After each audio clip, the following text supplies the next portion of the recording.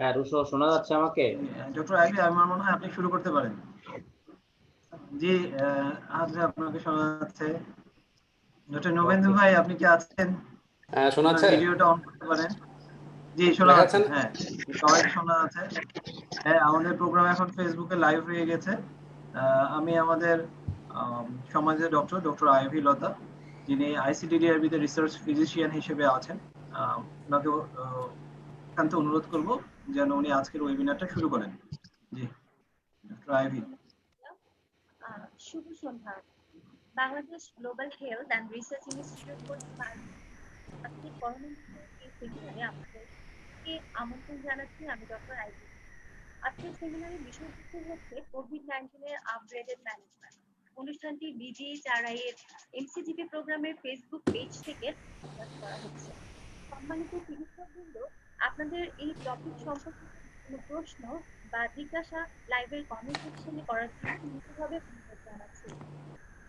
আমরা এমন একটা সময়ে এই আলোচনাটি করছি যখন শুধুমাত্র বাংলাদেশের মানুষই নয়, সারা বিশ্বের মানুষ এক বড় রকমের সংকটের মধ্য দিয়ে যাচ্ছে। কোভিড-19 ক্রাইসিস আমাদের স্বাভাবিক জীবনযাত্রাকে করেছে ব্যাহত, মানুষ নিজেকে করেছে ঘরবন্দি এবং আমাদের প্রাতিষ্ঠানিক শিক্ষা ব্যবস্থা একেবারে থেমে গেছে। অফিস, আদালত, ব্যবসা প্রতিষ্ঠান কোনোটা আংশিকভাবে, কোনোটা সম্পূর্ণভাবে বন্ধ করে দিতে হয়েছে। কিন্তু এই অনাকাঙ্ক্ষিত পাবলিক হেলথ ইমার্জেন্সিতে থেমে থাকতে পারেনি বা বন্ধ হয়ে যায়নি আমাদের স্বাস্থ্য ব্যবস্থা। হাসপাতাল সহ সকল স্বাস্থ্য বিষয়ক প্রতিষ্ঠান স্বাভাবিক নিয়মেই চলছে। আমাদের চিকিৎসক, নার্স ও অন্যান্য স্বাস্থ্য সেবা প্রদানকারীরা সম্মুখ সারির যোদ্ধা হয়ে প্রতিনিয়ত লড়াই করে যাচ্ছেন কোভিড-19 এর বিরুদ্ধে। আজ আমরা সেই সকল লড়াকু যোদ্ধাদের লড়াইয়ের বর্ণনা শুনবো তাদের মুখ থেকেই এবং জেনে নেব কোভিড-19 এর বর্তমান চিকিৎসা ব্যবস্থা। আজকের এই সেমিনারে আলোচক হিসেবে উপস্থিত হয়েছেন 4 জন বিশেষজ্ঞ চিকিৎসক। আমাদের সঙ্গে যুক্ত হয়েছেন doctor Nahiduzzaman Sajjad sir, consultant medicine and rheumatology department. Doctor Ivy, আমি একটু ইন্টারাপ্ট করি। ডক্টর আইভি, সাউন্ড একটু কম শোনা যাচ্ছে। একটু জোরে বললে অথবা মাইক্রোফোনটা একটু সামনে নিলে মনে হয় সাউন্ডটা একটু ভালো শোনা যাবে। Rafiquzzaman Sajjad sir, consultant medicine and rheumatology department, Bangabandhu Sheikh Mujib university. আরো আছেন doctor Nabendu Chowdhury sir, consultant haematology department, Dhaka medical college হাসপাতাল। আমাদের সাথে যুক্ত হয়েছেন doctor Robert A Khan sir, consultant neurosurgery department, Bangabandhu Sheikh Mujib medical university, এবং doctor Ahad Hossain sir, consultant anaesthesia pain and intensive care medicine, Kurmitola general হাসপাতাল। Sir, আপনাদের অসংখ্য ধন্যবাদ এত ব্যস্ততার মধ্যে আমাদেরকে সময় দিতে। আমি ডক্টর নবেন্দু চৌধুরী স্যারের কাছে জানতে চাইছি পেশেন্টের মধ্যে সাধারণত কি কি উপসর্গ দেখা যায় এবং অ্যাটিপিক্যাল কোনো ম্যানিফেস্টেশন নিয়ে রোগীরা আসছেন কিনা, এবং এই রোগটি ডায়াগনোসিসের ক্ষেত্রে আরটিপিসিআর ছাড়া কার্যকর আর কোনো পরীক্ষা পদ্ধতি রয়েছে কিনা। ধন্যবাদ আপনাকে এবং ধন্যবাদ জানাচ্ছি আজকের উপস্থিত অন্য প্যানেলিস্ট যারা আছেন এবং যারা আমাদের এমসিজিপির সদস্য যারা এটা শুনতেছেন এবং ফেসবুকে যারা শুনছেন। তো যেহেতু আসলে প্রথমে আমাকে দিয়ে শুরু হয়েছে, তো আসলে কোভিড সম্বন্ধে এখন বলতে গেলে মানে কথা বলে শেষ করা যায় না এমন একটা অবস্থা হয়েছে। তো আমি আসলে ডাক্তার নবেন্দু চৌধুরী, আমি ঢাকা মেডিকেলে আছি। রিসেন্টলি আমি আসলে ডিউটি শেষ করে কোয়ারেন্টাইন করে এখন আপাতত বাসায় আছি। তো আমরা একটা পর্যায়ে জানি যে সবাই আমরা কোভিড নিয়ে আলোচনা করি, বিভিন্ন ধরনের সেমিনার এর মধ্যে অনেক হয়েছে, কিন্তু আসলে আমরা যারা সবাই কাজ করতেছি, কাজ করার পরে দেখা যাচ্ছে যে আসলে মানে আমাদের থিওরিটিক্যাল পড়া এবং আমাদের যে কর্মক্ষেত্রের রোগী দেখা দুটো আসলে অনেক ডিফারেন্ট এবং ম্যানেজমেন্ট অনেক ডিফারেন্ট হয়ে যায়। তো আপনারা সবাই জানেন যে কোভিডের এটা মূল শুরু হয়েছিল, এটা একটা ভাইরাস ডিজিজ শুরু হয়েছিল সেই চীনের ওয়ান প্রদেশে। তারপরে আস্তে আস্তে জানুয়ারি মাসে এটা WHO এটা ঘোষণা করলো যে এটা একটা মানে ডিজিজ হিসেবে, এবং পুরো পেন্ডিং হিসেবে পুরো মানে পৃথিবীতে এটা ছড়িয়ে গেছে। তো আসলে করোনার যে সিমটম এটা নিয়ে আসলে অনেক কথাবার্তা হয়েছে। আমি আসলে খুব ডিটেলস যেমন আমি যে প্র্যাকটিক্যাল ওরিয়েন্টেড চেষ্টা করবো সেটা শুধু বলার জন্য। তো করোনা আসলে ভাইরাস মানে আমাদের শরীরে যখন সে ইনফেক্টেড হয়, তা আপনারা সবাই জানেন এটা হচ্ছে হাসি কাশির মাধ্যমে কমনলি এটা ইনফেক্টেড হয়ে থাকে। কমনলি, আনকমনলি অনেকভাবে হতে পারে, সেটা অন্য জিনিস, কিন্তু হাসি কাশির মাধ্যমে কমনলি এটা ইনফেক্টেড হয়ে থাকে। এবং এটা শরীরে ঢোকার পর মানে নাক থেকে শুরু করে এবং যদি আমি ধরি পুরা শরীরে এমন কোনো জায়গা নাই সে ইনফেক্টেড হতে পারে না। সে ইউজুয়ালি এই করোনা ভাইরাসটা যে এসি টুর মাধ্যমে কাজ করে, সেই এসি টুটা দেখা যাচ্ছে যে মানে শরীরের যে কোনো এপিথেলিয়াম বা যে কোনো লাইনিং জায়গায় যে কোনো জায়গায় সেটা থাকুক না কেন, সেটার মাধ্যমে এন্ট্রি করে সেটা বিভিন্ন প্যাথোজেনিসগুলো করে ডিজিজ করে থাকে। তো এই এসি টুর পরিমাণটা যেখানে সবচেয়ে বেশি থাকে ওইখানেই দেখা যায় আসলে প্রবলেমটা বেশি হয়। তো কমনলি যেটা আমাদের গাইডলাইন বলেন বা সব জায়গায় আমরা প্রচারণা বলেন, সরকারিভাবে আমরা সরকারি বেসরকারি সবভাবে আমরা প্রচারণা করে থাকি যে রেসপিরেটরি সিমটম, যে একটা কারণে যখন করোনা ইনফেকশন হয় সেক্ষেত্রে রেসপিরেটরি ইনফেকশনটা সবচেয়ে বেশি হয়, কারণ এই রেসপিরেটরি অ্যালভিওলার এপিথেলিয়ামে হচ্ছে এসিএ2 এর পরিমাণটা বেশি থাকে। তো সেজন্য সবচেয়ে কমন হয় রেসপিরেটরি। তো সেজন্য আমরা সবসময় যখনই কথা বলি বিভিন্ন ওয়েবিনারে বা রোগীদের সাথে বা বিভিন্ন প্রচারণার ক্ষেত্রে আমরা সবসময় রেসপিরেটরি কমপ্লেনটাই সবচেয়ে বলার চেষ্টা করি। যেহেতু আমাদের আজকের এই শ্রোতা দর্শকের মধ্যে আমাদের ডাক্তাররা আছেন, অনেকে এমনি শুনছেন, আমাদের এমসিজিবির ফ্যামিলি যারা আছেন, ওদেরকে একটু নর্মাল কমন সিমটমের সাথে অ্যাবনর্মাল সিমটমগুলো একটু জানা দরকার আছে আমি মনে করি। কারণ পরীক্ষার সময় যখন আমাদেরকে বিভিন্ন সময় সিমটম নিয়ে ধরা হয় বা সামনে অনেক পরীক্ষা টরীক্ষা হবে, সবাই কোভিড সম্বন্ধে বিভিন্ন জিনিস জিজ্ঞেস করবে। তো দেখা যায় আমরা সবসময় কমন জিনিস না চিন্তা করে আনকমন জিনিসগুলো অনেক সময় আনসার করে ফেলি। তো যাই হোক, তো রেসপিরেটরি সিমটমের মধ্যে সবচেয়ে কমন যে সিমটমটা আমরা করে থাকি রুগীর ড্রাই কাফ, পেশেন্টের কাশি থাকে এবং জ্বর থাকে, জ্বর, শুকনা কাশি, এবং এই ড্রাই কাফটা অনেক সময় প্রোডাক্টিভ কাফও হতে পারে। পেশেন্টের অনেক সময় চেস্ট পেইন মানে প্লুরাইটিসের জন্য চেস্ট পেইন নিয়ে আসতে পারে। এবং যদি আমি নাক থেকে চিন্তা করি, নেজাল রাইনোরিয়া হতে পারে, নেজাল অবস্ট্রাকশন হতে পারে, গলা ব্যথা হতে পারে। মানে কমনলি যদি আমি ধরি যে এখান থেকে ঢুকে নেজাল কনজেশন, নেজাল ব্লক, গলা ব্যথা, তারপর হচ্ছে কাশি, সাথে হচ্ছে জ্বর। তো ডিটেলস ভিতরে সেটা কিভাবে করে সেটা আমি যাবো না, জাস্ট আমি এবার তারপরে কমন সিমটমের মধ্যে দেখা যাচ্ছে যে অনেক সময় যেটা কমন মানুষ বলে থাকে যে আমি হচ্ছে নাকে গ্রান পাই না, যেটা আমরা অ্যানোসমিয়া বলি। এখানে অ্যানোসমিয়াও হতে পারে, এখানে হাইপোসমিয়াও হতে পারে, এখানে আবার অন্যরকম টেনশনও হতে পারে যে ওনার নাকে কোনো গ্রান পাচ্ছে না। তো আপনারা জানেন যে কোভিড ছাড়াও যে কোনো ধরনের যদি ভাইরাল ডিজিজ হয়ে থাকে সেক্ষেত্রে এই সিমটমগুলো কিন্তু হয়ে থাকে। কিন্তু আপাতত যেহেতু এখানে একটা কোভিড বা করোনা একটা প্যান্ডেমিক সময়, সেক্ষেত্রে অবশ্যই আমাদের এই এই সিজনে বা এই সিচুয়েশনে আমাকে অবশ্যই এই ভাইরাল ডিজিজের মধ্যে করোনাটা আগে মাথায় রাখতে হবে। তো সেক্ষেত্রে নাকে গন্ধ না পাওয়া, মুখে রুচি না থাকা, এই জিনিসগুলো পেশেন্ট মানে সাইড বাই সাইড কমপ্লেন করে থাকে। অ্যাসোসিয়েটেড পেশেন্ট কি করে, অনেক সময় বলে থাকে শরীরে গলা ব্যথা হয়, মানে সারা শরীরে ব্যথা হয়, অনেক দুর্বল হয়ে যায় পেশেন্ট। তো এই জিনিসটা খেয়াল রাখতে হবে যে আমার কমন সিমটমের মাধ্যমে আমার গাইডলাইনে যেগুলো বলা থাকে যে ফিভার, পেশেন্টের ড্রাই কাফ, পেশেন্টের সোর থ্রট, নেজাল কনজেশন, আমি এবারে হেডেক, এইটা হচ্ছে কমন সিমটম। হ্যাঁ, সাথে পেশেন্টের রেসপিরেটরি ছাড়াও কিছু অ্যাসোসিয়েটেড অন্যান্য জায়গায় প্রবলেম হইতে পারে। অনেকে দেখা যাচ্ছে যে আমি জাস্ট একটা মানে কথার মধ্যে এক্সাম্পল বলি যে 32 ইয়ার্স ওল্ড ফিমেল আমাদের এক কলিগের কাছে এসেছিল যে হচ্ছে burning sensation during micturition F left lower abdominal pain. তো উনি পেশেন্টকে ভর্তি দিয়েছেন, 32 years old female, burning sensation abdomen এবং লেফট লোয়ার পেইন। তো উনি ওনাকে সিবিসি, ইএসআর, সিআরপি, ইউরিনারি করেছেন। তো এইগুলো পরীক্ষা করার পরে দেখা গেছে ইউরিনারিতে হচ্ছে পাস সেল ছিল 20 to 25, urine CSA E. coli growth আসছে। কিন্তু তারপরেও পেশেন্টের অ্যান্টিবায়োটিক দেওয়ার পরে পেশেন্টের পেইন ইমপ্রুভ হচ্ছিল না, উইদিন 5 to 6 days হয়ে গেছে। তো উনি আল্ট্রাসোনোগ্রাফি করাইছেন, আল্ট্রাসোনোগ্রাফির রিপোর্ট ছিল নর্মাল। তারপর কি করছেন, দেখা যায় কোনো রিপোর্ট কিছু আসে নাই। তারপর উনি ওনাকে একটা সিটি স্ক্যান করাইছেন পেটের। সিটি স্ক্যানের মধ্যে রিপোর্ট আসছে যে হচ্ছে থ্রম্বাস, এবং বড় অংশ জুড়ে একটা থ্রম্বাস হয়ে আছে। তাহলে এই যখনই উনি থ্রম্বাস দেখতে পাইলেন তখনই ওনার মাথায় আসলো যে থ্রম্বাস কেন আসবে একটা ইয়াং পেশেন্টের। তখনই উনি দেখা গেছে ওনাকে একটা চেস্ট এক্সরে করাইছেন, যেটা আগে উনি করার নাই। চেস্ট এক্সরে দেখা গেল বাইলেটারাল নিউমোনিয়া। তো তখন উনি নেক্সট আরটিপিসিআর কোভিড টেস্ট করতেই দেখা গেল উনি পজিটিভ আসছে। তো এই যে পেশেন্টের সিনারি, যে পেশেন্টের বার্নিং সেন্সেশন ডিউরিং মিকচুরেশন ছিল, পেশেন্টের ফিভার ছিল, তো পেশেন্টের এইভাবে একটা ডায়াগনোসিস হয়েছে, তাহলে সেই ক্ষেত্রে আমার কমন সিমটমের সাথে সাথে এটিপিক্যাল কিছু সিমটম আমাকে মাথায় রাখতে হবে। তো যাই হোক, আমি একটা এক্সাম্পল দিয়ে বোঝাইলাম। আর আরেকটা এক্সাম্পল হচ্ছে একটা ইএনটি ডাক্তারের কাছে একজন পেশেন্ট গিয়েছে যে আমি নাকে শুধু গ্রান পাই না, ওনার কোনো জ্বর, কাশি কিছু নাই। তো এখন সবাই কিন্তু মানে আমাদের অ্যাপ্রোচ চেঞ্জ হয়ে গিয়েছে, যে আমরা যদি এখন দেখা যায় যদি আমাদের কমন সিমটম বা আনকমন সিমটমও নিয়ে আসে, আমরা কোভিডটা এক্সক্লুড করার চেষ্টা করি। তো আমি জাস্ট দুইটা এক্সাম্পল দিলাম আপনাকে, যে একটা হচ্ছে নাকে গ্রান পায় না, একটা হচ্ছে লেফট লোয়ার অ্যাবডোমিনাল পেইন। তো জ্বর এবং রেসপিরেটরি কমপ্লেন ছাড়া আরেকটা এটা পেশেন্ট নিয়ে আসে নেক্সট, যেটা হচ্ছে জিআই সিমটম। তো মানে জিআই এপিথেলিয়াম ডিউডিনাম এপিথেলিয়ামের মধ্যে SU2 থাকে দেখে জিআই সিনড্রোমের মধ্যে পেশেন্ট অনেক সময় মানে বমিটিং, নোশিয়া, অ্যাবডোমিনাল পেইন এবং ডায়রিয়া নিয়ে আসে। তো অনেক সময় দেখা যায় পেশেন্ট ডায়রিয়া নিয়ে শুধু প্রেজেন্ট করে, আমরা বুঝতে পারি না যে আসলে কি হয়েছে। কিন্তু পেশেন্টকে যদি আমি ভালোভাবে হিস্ট্রি নিই, এখন কথা হচ্ছে আমার পেশেন্ট যে কোনো কমপ্লেন নিয়ে আসো, আমাকে হিস্ট্রি এখন প্রেজেন্ট কমপ্লেন সাথে আমাকে হিস্ট্রি নিতে হবে যে তার রিসেন্টলি লাস্ট 14 দিনে পেশেন্টের কোনো এক্সপোজারের হিস্ট্রি আছে কিনা, যেমন সে কোনো কোভিড পজিটিভ পেশেন্টের ওখানে গেছেন কিনা, হসপিটাল ভিজিটে গেছেন কিনা, কোনো উনি হাসপাতালে রুগী দেখতে গেছেন কিনা, ওনার ঘরে কাউ আছে কিনা। যদি এরকম হিস্ট্রি থাকে, যেমন আমরা ম্যালেরিয়ার ক্ষেত্রে এরকম হিস্ট্রি নিয়ে থাকি, অবশ্যই যে কোনো এখন কমপ্লেন নিয়ে আসলে হিস্ট্রি নিতে হবে। তো GI respiratory complain, GI complain. আরেকটা কমন যেটা নিয়ে আসে পেশেন্ট খুব ডিভাস্টিং কন্ডিশন, সেটা হচ্ছে কার্ডিয়াক।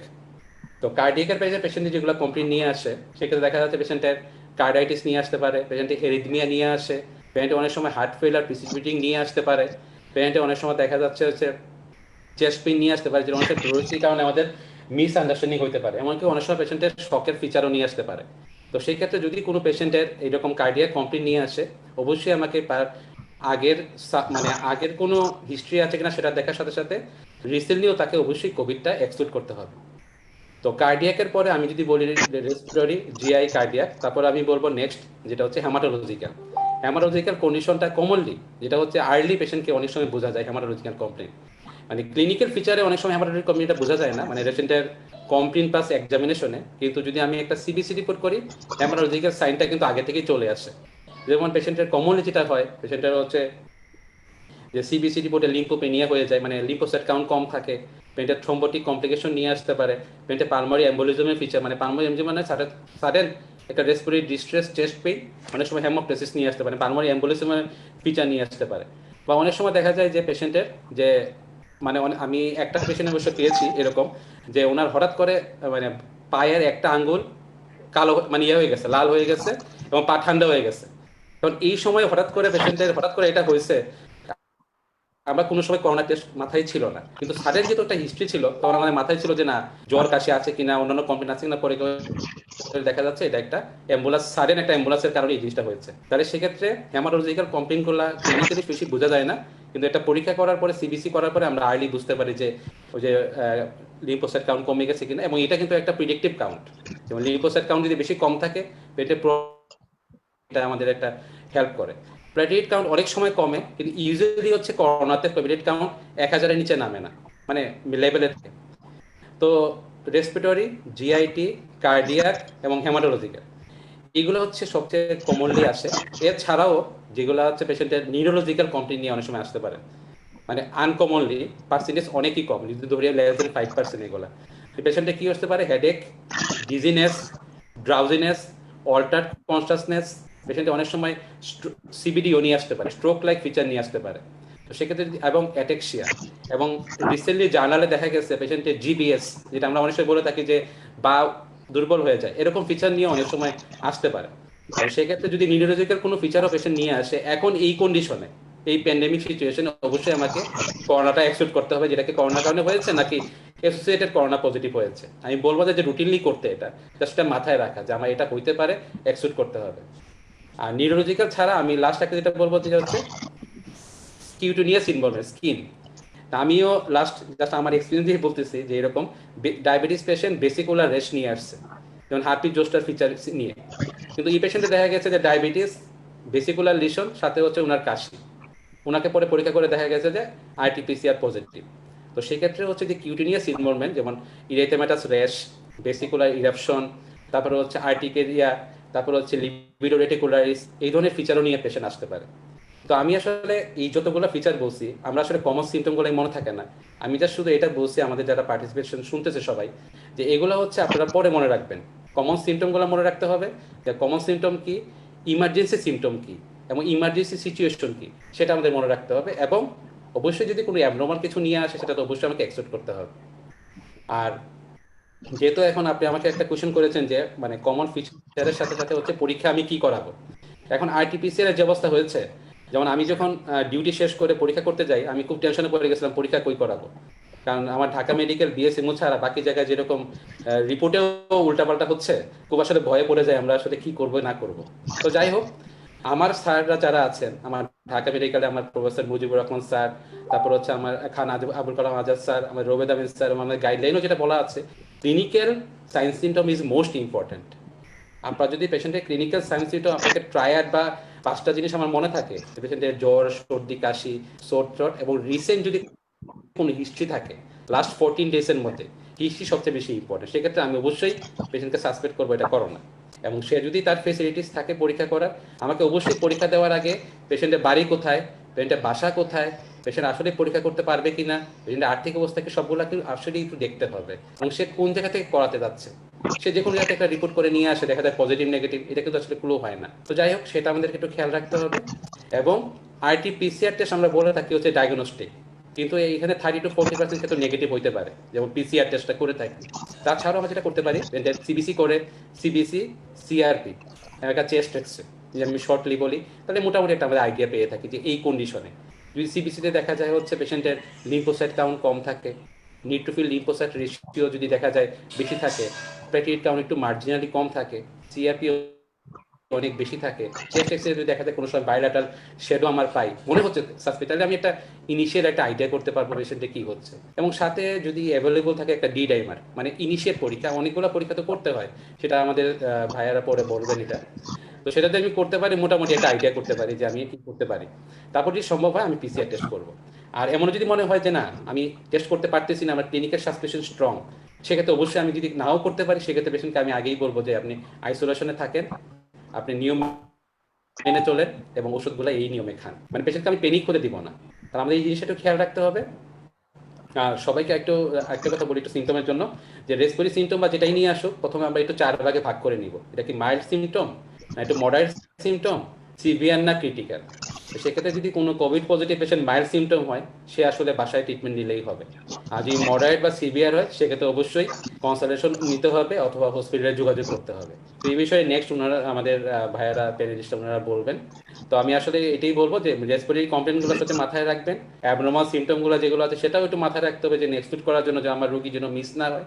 এবং পরীক্ষার জন্য রুগীকে আমরা প্যানিক করতে দিব না, যেটা আমাদের সিম্পল করা যায় সেটা করে একটা আইডিয়া করতে পারি কি করতে পারি, এবং রুগী ডায়াগনোসিস করার পরে পেশেন্টের কী ক্যাটাগরিতে পড়ে সেটা আমরা ভাগ করব, করে পেশেন্টকে আমরা ট্রিটমেন্ট দিব। এবং অযথা কোনো ড্রাগ আমরা প্রেসক্রাইব করবো না। অনেক ধন্যবাদ স্যার, আপনি অনেক ইম্পর্টেন্ট অনেক তথ্য আমরা জানতে পারলাম আপনার কাছ থেকে। পর্যায়ে আমরা নাহিদুজ্জামান স্যারের কাছে জানতে চাচ্ছি। স্যার, কোভিড-19 এর সর্বশেষ ট্রিটমেন্ট সম্পর্কে বিস্তারিত আলোচনা করার জন্য আপনাকে অনুরোধ জানাচ্ছি।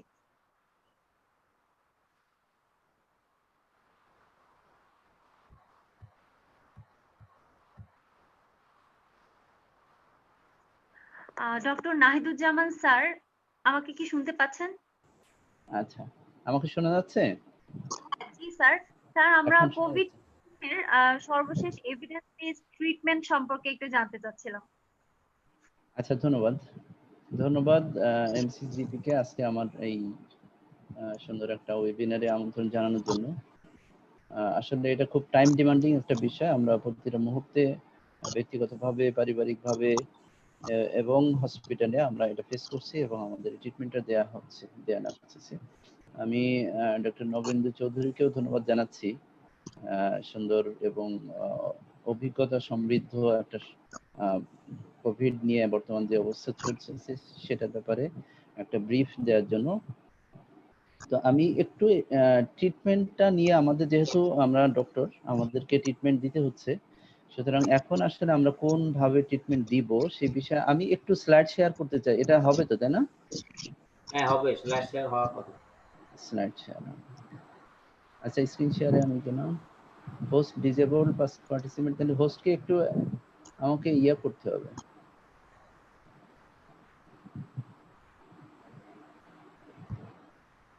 তালিবুল,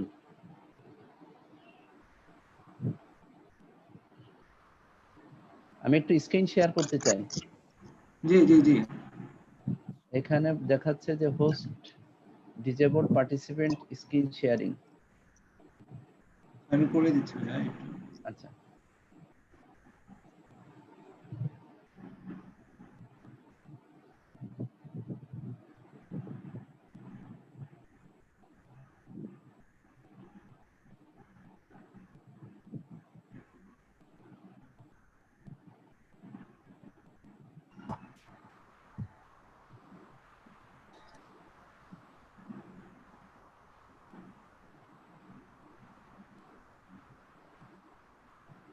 এখনো আসে নাই।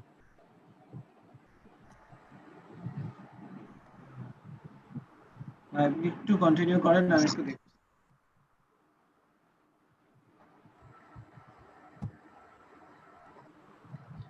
আচ্ছা আমি আচ্ছা আসুক, তারপরে আমি আপাতত একটু কথা শুরু করি। সেটা হচ্ছে যে আমরা আসলে এই কোভিডের শুরু থেকেই চিকিৎসা ব্যাপারে আসলে আমাদের চিকিৎসক সমাজ থেকে শুরু করে সাধারণ জনগণ একটা বড় ধরনের ডাইলেমার ভিতরে আসছি। এই কথাটা শুরুতে বলে নেওয়া দরকার যে সুনির্দিষ্টভাবে রিকমেন্ডেড কোনো ট্রিটমেন্ট কিন্তু কোভিডের ক্ষেত্রে এখনো পর্যন্ত নাই। আমরা যে ড্রাগগুলো ব্যবহার করছি সেগুলো হচ্ছে ইনভেস্টিগেশনাল ড্রাগ। প্রত্যেকটা ইনভেস্টিগেশনাল, সরাসরি রিকমেন্ডেশন এখনো কোনো পর্যন্ত আসেনি। তবে সবচাইতে বড় এভিডেন্স আছে এখন পর্যন্ত হচ্ছে অক্সিজেন থেরাপি। অক্সিজেন সাপোর্টটাই হচ্ছে এখন সবচাইতে বড় বিষয়, এবং আদার কিছু সাপোর্টিভ কেয়ার, যেমন আমাদের বিশেষ করে যে প্রোকগুলেন্ট স্টেটগুলো তৈরি হয় সেটার ব্যাপারে আমাদের এভিডেন্স আছে। আমাদের যদি সেকেন্ডারি ইনফেকশন হয় সেটার ব্যাপারে সরাসরি এভিডেন্স আছে। কিন্তু আমরা ভাইরাসকে ইলিমিনেট করার জন্য অথবা ভাইরাল রেপ্লিকেশনটাকে কমানোর জন্য যে ট্রিটমেন্টগুলো বলা হচ্ছে প্রত্যেকটা বিষয়ে আসলে ইনভেস্টিগেশন। আমরা শুরুতে জানি যে আমাদের একটা ওষুধ নিয়ে খুব আলোচনা হয়েছিল শুরুতে, যেমন হাইড্রোক্সিক্লোরোকুইন এবং এজিথ্রোমাইসিন। এবং এটা ঠিক যে আসলে প্যান্ডেমিকটা এমনই যে আসলে কোনো কিছুর ক্ষেত্রে সময় দিচ্ছে না। নাইট ভাই এখন হচ্ছে স্ক্রিন শেয়ারিং হচ্ছে। আচ্ছা কালিবুল হচ্ছে স্ক্রিন শেয়ারিং। আচ্ছা, থ্যাংক ইউ। নাইট ভাই এখন করে দিছি ভাইয়া। আচ্ছা ঠিক আছে।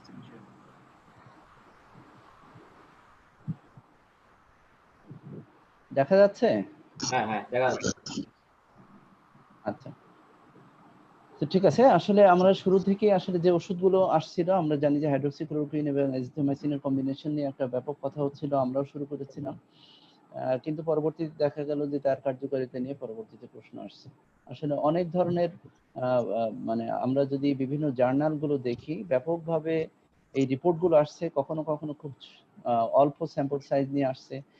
যারা যেভাবে পাচ্ছে সেভাবে এই জিনিসগুলো প্রকাশ করছে, কিন্তু আসলে বড় সার্কেলে আবার সেটার এভিডেন্স খুঁজতে গিয়ে দেখা যাচ্ছে আবার পাওয়া যাচ্ছে না। তো আমি একটু ফরমালি একটু শুরু করি কিছু ক্লিনিক্যাল সিনড্রোম দিয়ে। আসলে কোভিড এর ক্ষেত্রে ক্লিনিক্যাল সিনড্রোমটা কি কি, আমরা যে সিনড্রোমিক অ্যাপ্রোচে আমরা যে জিনিসগুলো পাবো, রোগীদেরকে আমরা যে অবস্থায় পাবো। আমার স্লাইড তো দেখা যাচ্ছে তাই না? জি দেখা যাচ্ছে। আচ্ছা, তার মানে মাইল্ড ইলনেস, তার মানে ইনফ্লুয়েঞ্জা লাইক ইলনেস, এর আগে হচ্ছে অ্যাসিম্পটোমেটিক নাও থাকতে পারে।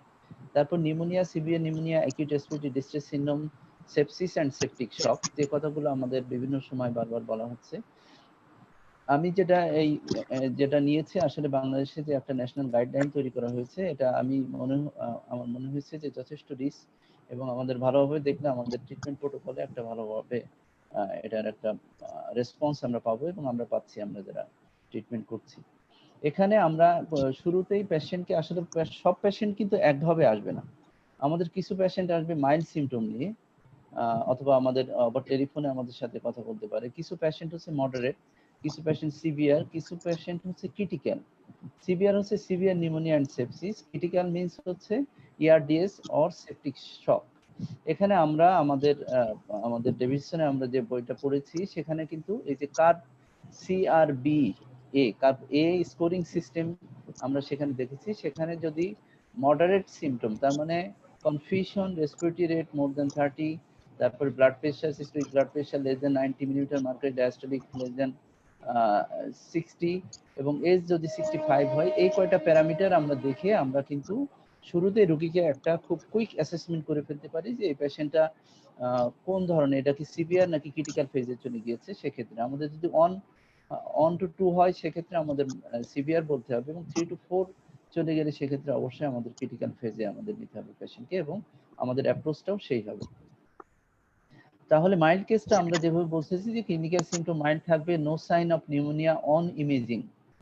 ইমেজিং এ কিছুই থাকবে না। কি কি সিমটম থাকতে পারে? Fever, cough, sore throat, malaise, headache, muscle pain without shortness of breath. এর বাইরে হচ্ছে আমাদের যেমন ডায়রিয়া হতে পারে, আমাদের loss of taste, loss of smell, এই জিনিসগুলো আমাদের পাশাপাশি থাকতে পারে। এবং আমাদের ডক্টর নবেন্দু যে কথাগুলো বললো যে আমাদের আদার সিস্টেমকে ইনভলভ করে আমরা নতুন নতুন কিন্তু অনেকগুলো সিস্টেম বেসড নতুন নতুন সিমটম আমরা পাচ্ছি, যেগুলো পরবর্তীতে আস্তে আস্তে আসবে, সেগুলো নিয়েও কিন্তু আমাদের কাছে প্রেজেন্ট করতে পারে। মডারেট কেস হচ্ছে fever and respiratory symptoms with radiological findings of pneumonia, that is very important. সুতরাং মাইল্ড টু মডারেটের ভিতরে পার্থক্য হচ্ছে রেডিওলজিক্যাল নিউমোনিয়া। মাইল্ড টু মডারেটের ভিতরে পার্থক্য এটা খুব সহজভাবে আমরা বুঝে নিই। কোনো রেসপিরেটরি ডিস্ট্রেস থাকবে না, রেসপিরেটরি রেটটা থাকবে 30-এর নিচে এবং স্যাচুরেশনটাও 93+ থাকবে। সুতরাং আমি যদি মডারেট কেস তখনই বলবো যখন হচ্ছে রেসপিরেটরি রেট ঠিক আছে, আমাদের রেডিওলজিতে কোনো ফাইন্ডিংস নাই, কিন্তু রেডিওলজিতে অনলি রেডিওলজিতে ফাইন্ডিংস আছে এবং মাইল্ড সিমটম গুলো আছে যেগুলো আমরা বললাম, কিন্তু রেসপিরেটরি রেট এবং অক্সিমিটারে আমরা তেমন কিছু পাবো না। সিভিয়ার কেস যখনই আমরা এই ফিচারটা পাবো, তার মানে আদার সিমটম তখন দেখা যাচ্ছে যে একটা পেশেন্ট সিভিয়ারিটিটা ডেভেলপ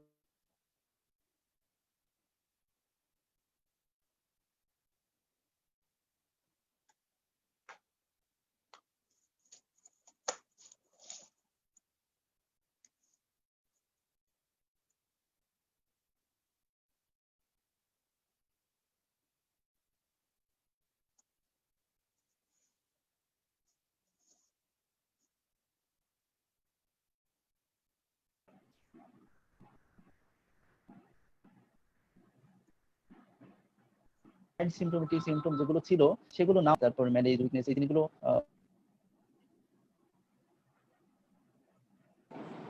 শোনা যাচ্ছে? হ্যাঁ ভাই, এখন শোনা যাচ্ছে। আবার একটু স্ক্রিন শেয়ার দিতে হবে। কোন পর্যন্ত বলছিলাম? মডারেট কেস বলতেছিলেন, সিভিয়ার কেসে গেছিলেন।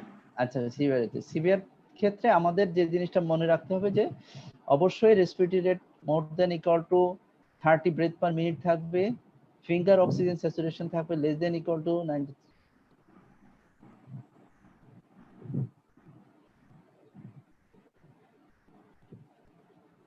আবার দিব?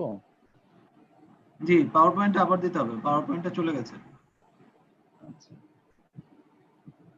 ডিস্টার্ব করতেছি।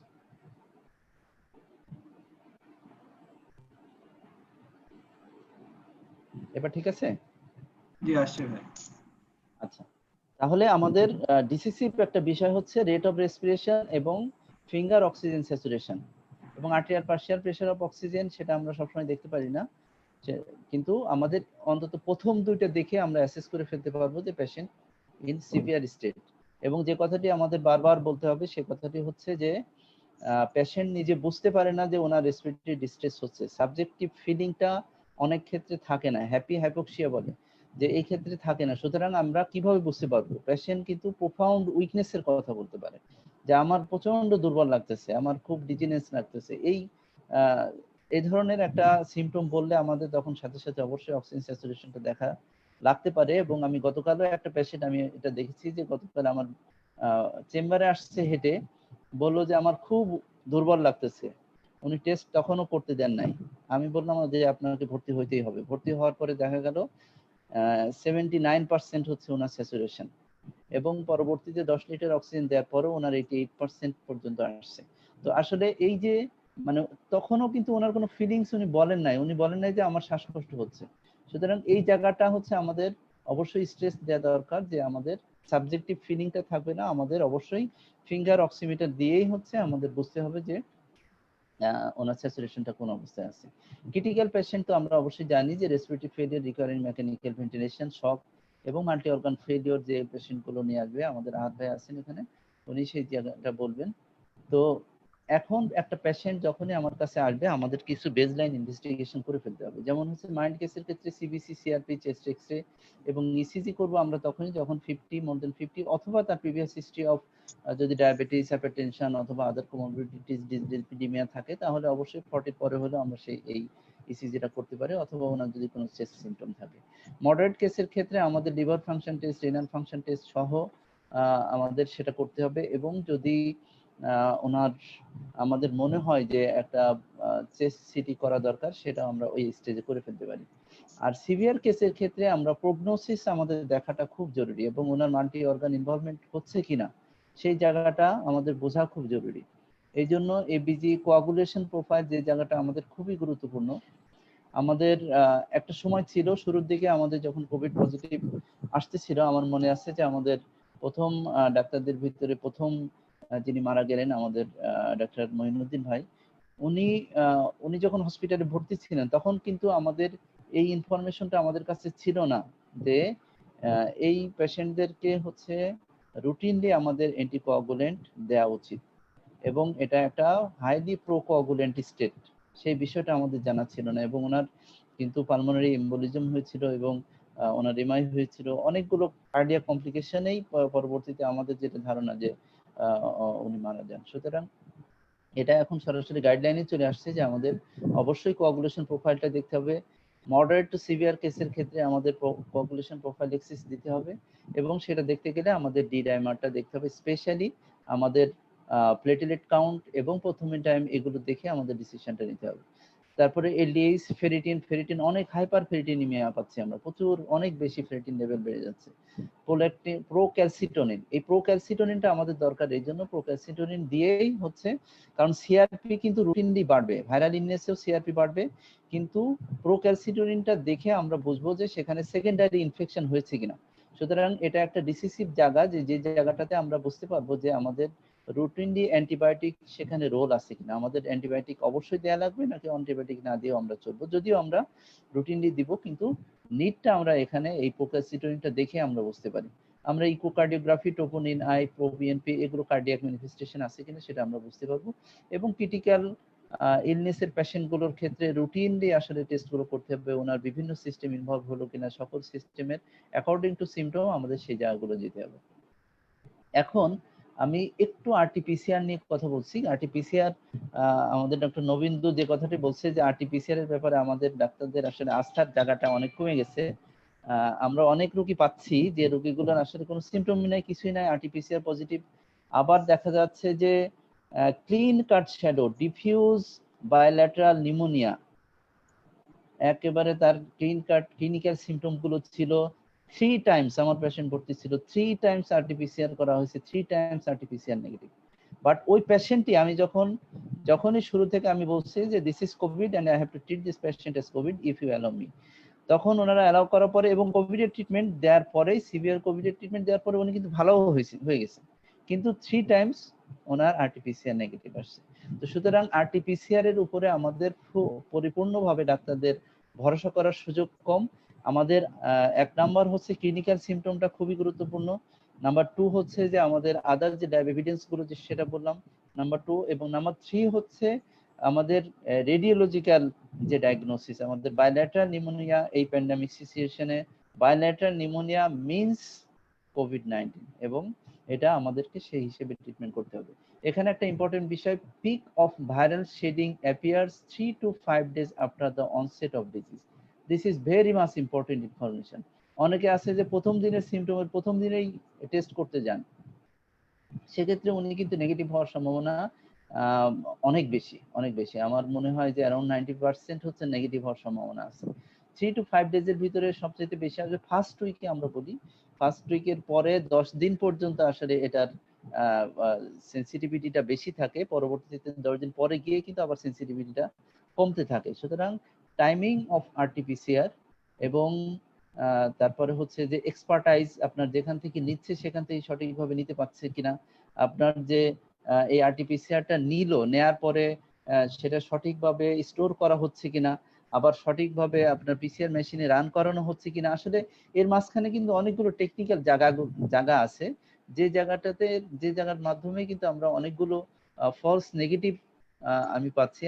আমার আন্ডারে এখন পর্যন্ত যতগুলো রোগী ভর্তি আছে অ্যারাউন্ড 15, সেখানে দেখতেছি যে অ্যারাউন্ড 50% রোগ হচ্ছে আরটিপিসিআর নেগেটিভ।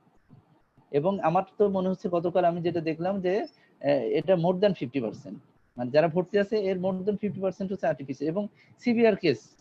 এই মানে আমাদের কষ্ট হয়ে যায় ওই সময় রোগীদেরকে অ্যাকসেপ্ট করানো যে আমি যে কোভিড এর আদার ট্রিটমেন্ট প্রোটোকলটা ফলো করতে চাই, ওনারা সেটা অ্যাকসেপ্ট অনেকে করতে চান না। উনি বলেন যে আমার তো নেগেটিভ আসছে, আমি কিভাবে ট্রিটমেন্ট নিব। তো সেখানে আমাদের একটা আর্গুমেন্ট করতে হয় এবং আমাদের তখন রেডিওলজিক্যাল এভিডেন্স গুলো ভালোভাবে বুঝিয়ে নিতে হয় এবং সেই রেডিওলজিক্যাল পার্টটার উপর আমরা এখন অনেক বেশি ডিপেন্ডেন্ট। ক্লিনিক্যাল এর সাথে যদি আমরা রেডিওলজিক্যাল এভিডেন্স পাই অবশ্যই সেটা কোভিড হিসেবে আমাদের ট্রিটমেন্ট করতে হবে। এক নম্বর কথা হচ্ছে bilateral involvement in most patients. Bilateral আমরা জানি যে বায়োল্যাটারাল নিউমোনিয়ার কিন্তু আমরা যে ডিফারেন্সিয়াল গুলো কমন ডিফারেন্সিয়াল যে জিনিসগুলো বলি তার ভিতরে একটা কিন্তু ভাইরাল নিউমোনিয়া, তারপরে হচ্ছে আমাদের অ্যাসপিরেশন নিউমোনিয়া, তারপরে হচ্ছে ফাঙ্গাল নিউমোনিয়া। তো এই জায়গাগুলো ইভেন হচ্ছে যেমন টিউবারকুলোসিস বা এই সিভিয়ার ইমিউনোকম্প্রোমাইজ পেশেন্টের ক্ষেত্রে আদার ব্যাকটেরিয়া নিউমোনিয়া কিন্তু হতে পারে। কিন্তু আমরা যদি এই প্যান্ডেমিক সিচুয়েশনের আগের কথা যদি আমাদের অভিজ্ঞতা চিন্তা করি আমরা কিন্তু বায়োল্যাটারাল নিউমোনিয়া একেবারেই পেতাম না যদি হয়তো স্ট্রোকের পেশেন্ট অ্যাসপিরেশন করছে এই ধরনের পেশেন্টগুলোই আসলে বেশিরভাগ পাওয়া যেত, কিন্তু আমরা কমনলি পেতাম না। সুতরাং এখনকার সিচুয়েশনে বায়োল্যাটারাল নিউমোনিয়া মিন্স কোভিড এবং আমাদের চেষ্টা করতে হবে যে আদার ডিডি গুলোকে এক্সপ্লোর করার। Multiple areas of consolidation, ground glass opacities, আমাদের HRCT তে গ্রিন কার্ড বলবে যে ground glass opacity usually bilateral, subpleural and peripheral. This is characteristic, bilateral, subpleural and peripheral. তারপরে ক্রেজি পেভিং অ্যাপিয়ারেন্স, এই যে ground glass opacity এখানে আরো কিছু এই জিনিসগুলো থাকতে পারে, ইন্ট্রালোবুলার সেপ্টাল থিকেনিং, কখনো কখনো এই ধরনের কমেন্টও HRCT তে করবে। এটা পরে ক্রেজি পেভিং অ্যাপিয়ারেন্স। আর bronchovascular thickening in the lesion, কখনো কখনো দেখবো যে আমরা ব্রঙ্কোভাস্কুলার মার্কিং গুলো বেশ প্রমিনেন্ট, হয়তো তখনও শ্যাডো গুলো আসে নাই কিন্তু প্রমিনেন্ট ব্রঙ্কোভাস্কুলার মার্কিং দেখেও কিন্তু আমাদের হাই ইন্ডেক্স অফ সাসপিশন থাকা লাগতে পারে যে সেটা হতে পারে ইভেন ট্রাকশন ব্রঙ্কিওলাইটিসও আমরা পেতে পারি HRCT তে। এটা হচ্ছে একটা আমাদের কমন সিটি ফাইন্ডিংস যেটা অ্যাডভান্স কেস এবং সেটা দেখতেছি যে আমরা পেরিফেরাল এবং সাবপ্লুরাল এবং বেজাল এই রিজনটাকেই এফেক্ট করছে বেশি।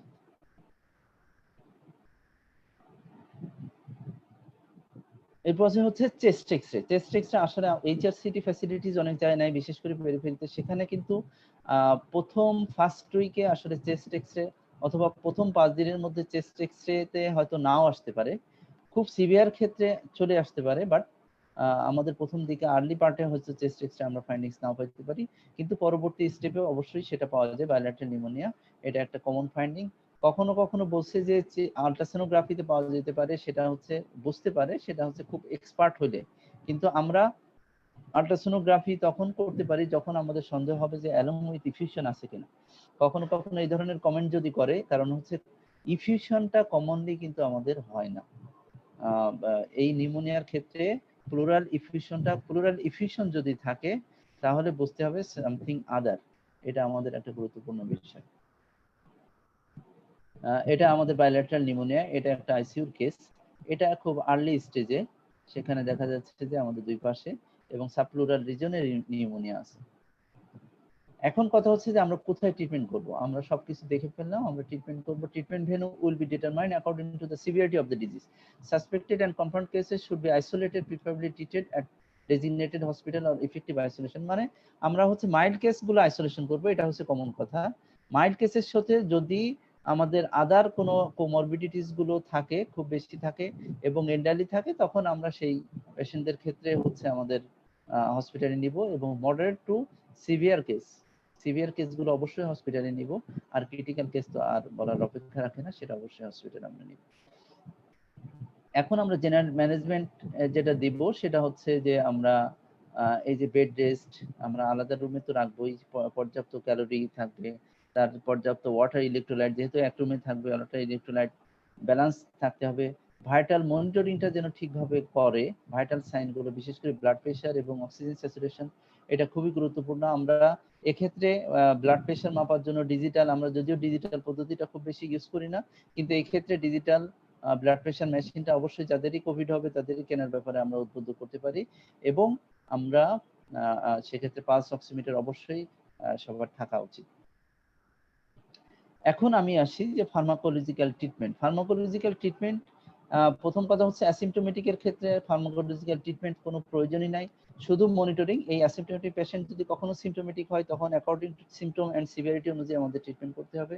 যদি মাইল্ড সিমটোমেটিক থাকে সেক্ষেত্রে অ্যাকর্ডিং টু সিমটম, যদি জ্বর থাকে প্যারাসিটামল দিব আমরা, যদি কাশি থাকে একটা অ্যান্টিহিস্টামিন দিতে পারি, তো এইভাবে হচ্ছে আমরা মূলত ম্যানেজমেন্ট করব। আমাদের যদিও কিছু ওষুধের ব্যাপারে ওভার দ্য কাউন্টার আসলে প্রচলিত আছে এবং কিছু অবজারভেশন আমাদের বিভিন্ন নিউজে আসছে, সেই ওষুধগুলো কমনলি ইউজ হচ্ছে, অনেকে খাচ্ছে, কিন্তু এটা নিয়ে আমাদের দেশে এখনো পর্যন্ত বিশেষ করে আমি যেটা বলবো যে আইভারমেকটিন, ডক্সিসাইক্লিন, এজিথ্রোমাইসিন, এই ওষুধগুলোর ব্যাপারে আমি বলবো যে আমাদের দেশে এখনো পর্যন্ত আমি যতদূর শুনেছি যে আইসিডিডিআরবি ওনারা একটা প্রোটোকল নিয়েছেন যে আইভারমেকটিন এবং ডক্সিসাইক্লিন এটার উপরে ওনারা কাজ করছেন।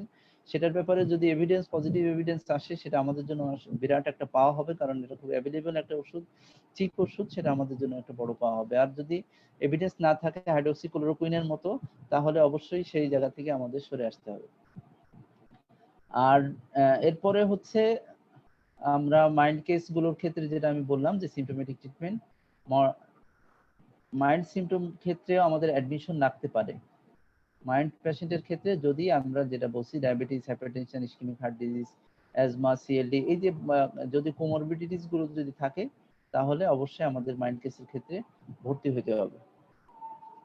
মডারেট কেসের ক্ষেত্রে আমরা কি ট্রিটমেন্ট দিব, এই পার্টটা হচ্ছে আমাদের, এই স্লাইডটা নেওয়া হচ্ছে আমাদের ন্যাশনাল গাইডলাইন থেকে, এবং আমি মনে করি যে মডারেট ক্ষেত্রেই অ্যান্টিভাইরালটা দেওয়ার যৌক্তিকতা আছে, এই জন্য যে আমাদের যেহেতু ভাইরাল রেপ্লিকেশন ফার্স্ট উইকেই হয়, সুতরাং অ্যান্টিভাইরাল যদি রোল প্লে করে সেই সময় তো করার কথা, সেই সময় অবশ্যই হওয়া উচিত। সুতরাং আমাদের ন্যাশনাল গাইডলাইনে যেটা আছে আমরা সেটা যদি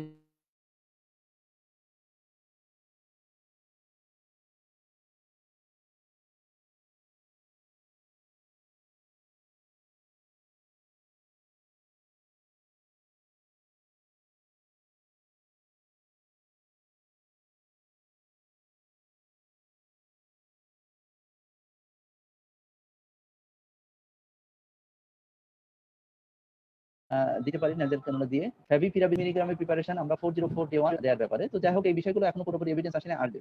এরপরে হচ্ছে এই পার্টটা হচ্ছে খুবই গুরুত্বপূর্ণ, প্রোন পজিশনিং। প্রোন পজিশনের ব্যাপারে বিভিন্ন ছবি প্লাস হচ্ছে আমাদের ইউটিউবে অনেক কিছুই আছে, সবাই এই জিনিসটা দেখে নিতে পারে। প্রোনিংটা খুবই গুরুত্বপূর্ণ।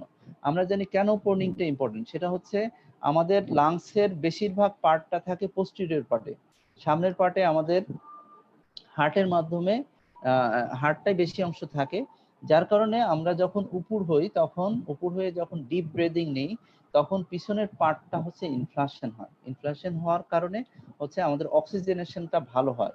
এই জন্য এটা যদি খুব স্ট্রিক্টলি মেনটেন করা হয়, 4 to 6 আওয়ার্স যদি প্রোনিং মেনটেন করা হয়, তাদের ক্ষেত্রে এই অক্সিজেনের স্যাচুরেশনটা কিন্তু অনেক বেড়ে যায়, অনেক বেড়ে যায়। এটা হচ্ছে প্র্যাকটিক্যাল, যারা কাজ করছে, বিশেষ করে নবেন্দু আছে, আমাদের আছেন, অন্যান্য যারা কাজ করার অভিজ্ঞতা আছে, আমরা দেখছি যে প্রোনিং করলে তার স্যাচুরেশন মাত্রাটা অনেক বেড়ে যায়।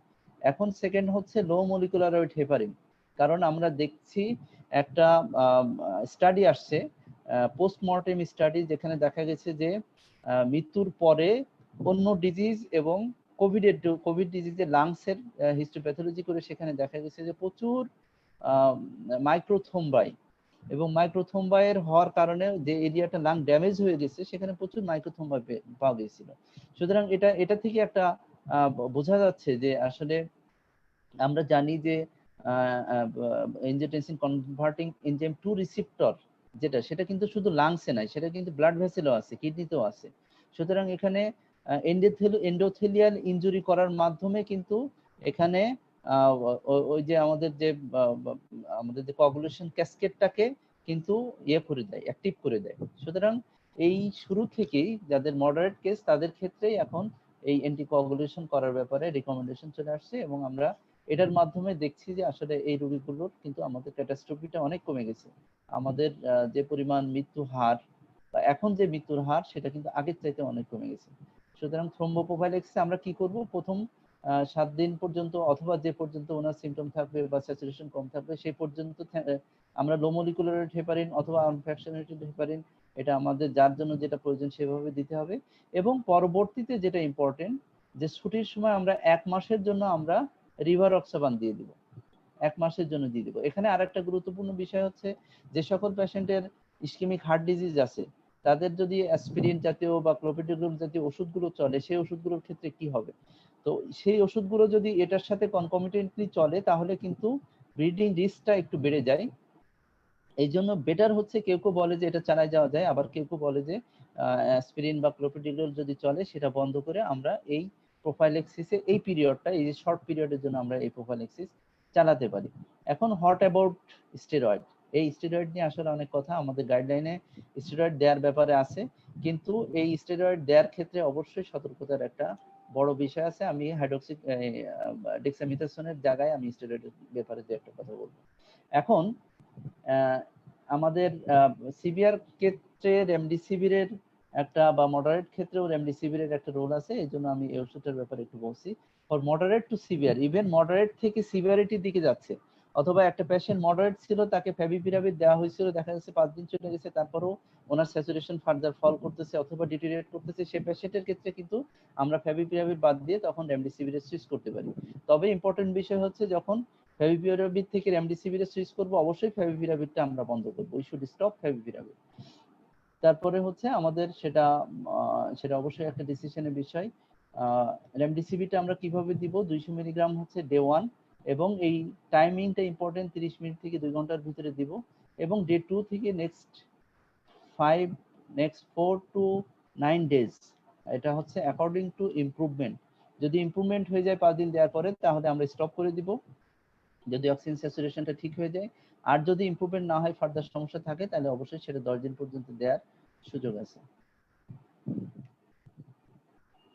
এখন আমি এখানে যেটা বলছি যে প্রিকশন অফ হসপিটালাইজ পেশেন্টের আমাদের অনেকে ডিউটি থাকবে, আমাদের এই জায়গাগুলো important. Avoid nebulisation and advance respiratory treatment as far possible, যতদূর সম্ভব নিউবুলাইজ করা যাবে না, কারণ এখানে অ্যারোসল ফর্মেশন হয় এবং তখন হচ্ছে বাতাসে এটা সাস্টেইন করতে থাকে, এবং সেটার মাধ্যমে ওখানে যেই যাবে সেই কিন্তু, অথবা এবং ভাইরাল লোডটা ওই ঘরের ভিতরে কিন্তু বেড়ে যেতে পারে। সুতরাং সেই জায়গাটা আমাদের অ্যাভয়েড করতে হবে। আমাদের মেডিসিন অথবা আমাদের ইনহেলারের মাধ্যমে আমরা সেটা নেওয়ার চেষ্টা করবো। আমরা কোনো ব্যাগিং করব না, আমরা কোনো চেস্ট কম্প্রেশন আমরা দেওয়ার চেষ্টা করব না। নন ইনভেসিভ ভেন্টিলেশনটা অ্যাভয়েড করতে বলা হয়েছে, এবং আর্লি এইচডিও আইসিইউ আমাদের হচ্ছে যখন দেখা যাবে যে একটা পেশেন্ট আমাদের ওয়ার্ডে রেখেও, বিশেষ করে অক্সিজেন থেরাপির যে ডিভাইসগুলো আছে, 10 প্রথম যে আমরা প্রথমে 4 লিটার পর্যন্ত নেজেল ক্যানুলা, 4 থেকে 5 লিটার, এরপরে হচ্ছে মাস্ক, ফেস মাস্ক, তারপরে হচ্ছে ভেঞ্চুরি মাস্ক, এটার মাধ্যমে যখন দেখতেছি আসলে হচ্ছে না, তখন কিন্তু আমাদের অবশ্যই এইচডিইউ অথবা আইসিইউ তে ট্রান্সফার করতে হবে। সিভিয়ার ক্ষেত্রে আমরা কি করব? ম্যানেজমেন্ট টু মডারেট কেসে যেভাবে করছিলাম, সেখানে আমরা ওরাল স্টেরয়েডটা আমরা আইভি স্টেরয়েডে নিয়ে যাব। যেটা ওরাল স্টেরয়েড দিচ্ছিলাম সেটা আইভি স্টেরয়েড, এবং preferably methylprednisolone 250 milligram daily for 5 days, এটা দেয়া যেতে পারে। আর এখন যেটা একটা প্রোটোকল আসছে, ডেক্সামিথাসোন প্রোটোকল, সেটা দেয়া যেতে পারে। ডেক্সামিথাসোন প্রোটোকলটা যেটা আসছে, রিকভারি ট্রায়াল যেটা হয়েছে ইউকেতে, সেখানে বলা হচ্ছে যে 6 milligram dexamethasone daily for 10 days, 6 milligram dexamethasone daily for 10 days, তার মানে 0.5 মিলিগ্রাম যদি আমরা ওরাল দিই, তাহলে 4টা করে ট্যাবলেট দিনে 3 বার করে আমরা দেওয়া যেতে পারে, অথবা আইভি ফর্মে দেওয়া যেতে পারে, যেটা 5 মিলিগ্রাম আইভি প্রিপারেশন আছে, সেটা আমরা দিতে পারি।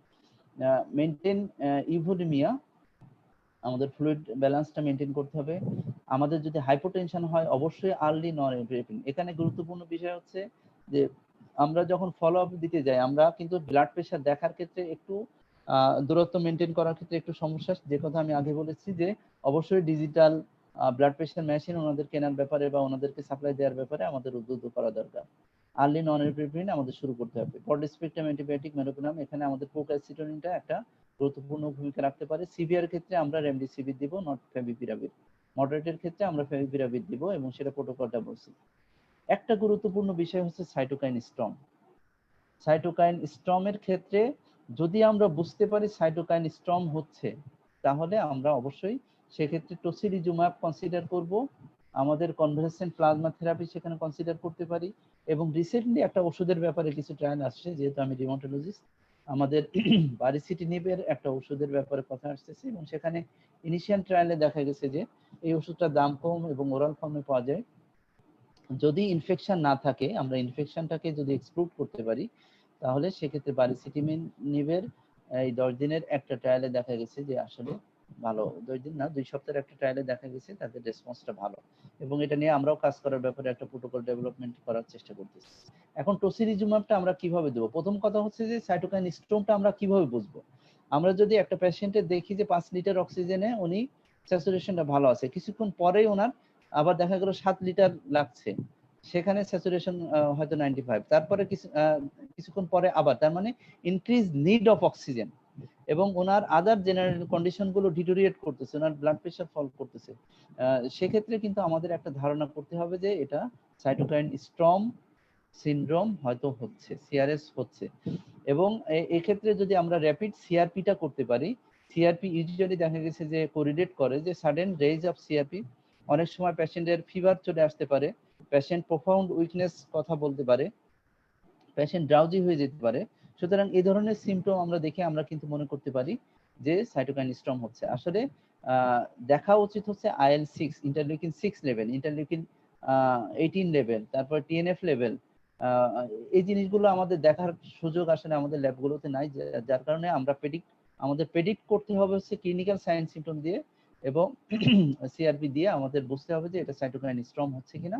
যদি আমরা সেটা প্রেডিক্ট করতে পারি, এই ওষুধের সাপ্লাইটা আসলে কম, অবশ্যই আমাদের সেই খোঁজ খবরগুলো নিয়ে রাখতে হবে। সেটা আমাদের ডোজটা কি হবে? অ্যাডাল্ট ডোজে হচ্ছে 8 milligram per KG, maximum 800 milligram, paediatrics হচ্ছে 30 কেজি হচ্ছে 8 মিলিগ্রাম, এটা হবে। ডিউরেশনটা হচ্ছে আমাদের সিঙ্গেল ডোজ ইউজুয়ালি দেয়া লাগতে পারে, কিন্তু ডাবল 12 ঘন্টার ব্যবধানে ম্যাক্সিমাম 2টা ডোজ দেয়া যেতে পারে, সেটা টসিলিজুমাব দেয়া যেতে পারে। আর কনভালেসেন্ট প্লাজমার ব্যাপারে এখন আমাদের দেশে একটা প্রোটোকল নিয়ে কাজ হচ্ছে, এবং আমরা দেখছি যে এটার যদিও কোনো জায়গায় এই ট্রায়ালের ক্লিন কাট বেনিফিটের রিপোর্ট পুরোপুরি আসে নাই, তবে হ্যাঁ বেনিফিট হচ্ছে, এই রিপোর্টটা আসছে, কিন্তু রিকমেন্ডেশনটা আসে নাই। কিছু বেনিফিট প্রত্যেকটা ওষুধের ব্যাপারে যেমন কিছু বেনিফিট আমাদের আছে, কিন্তু রিকমেন্ডেশনটা এখন আসে নাই। বাংলাদেশের ক্ষেত্রে আমরা একটা দেখা যাচ্ছে যাদের ক্ষেত্রে এই খারাপ হয়ে যাচ্ছে, ক্রিটিক্যাল পেশেন্টের ক্ষেত্রে অবশ্যই প্লাজমা থেরাপি দেওয়া হচ্ছে, এবং আমাদের অনেকের ক্ষেত্রে আমরা বেশ ভালো রেজাল্ট কিন্তু পাচ্ছি। We have to wait for report, যে ফার্দার রিপোর্টটা কি হবে। আর অক্সিজেন থেরাপি নিয়ে আসলে আমি কথা বলতে চাই না, আমাদের আইসিইউ স্পেশালিস্ট ভাই আছেন, উনি বলবেন। এখানে আমাদের অক্সিজেন থেরাপিটা হাই ফ্লো, তারপরে লো ফ্লো, মিডিয়াম ফ্লোটা কিভাবে দিতে হয় সেটা উনি কথা বলবেন। আমি অ্যান্টিভাইরালের একটু এভিডেন্স নিয়ে কথা বলতে চাই। আমি যে 2টা অ্যান্টিভাইরাল বললাম, সেটা হচ্ছে ফেভিপিরাভির এবং রেমডিসিভির। ফেভিপিরাভির এবং রেমডিসিভির, কথা একটু ইকো হচ্ছে। তো সেখানে কিন্তু আসলে বিভিন্ন ট্রায়ালের রিপোর্ট আসছে, এক্সপেরিমেন্টাল।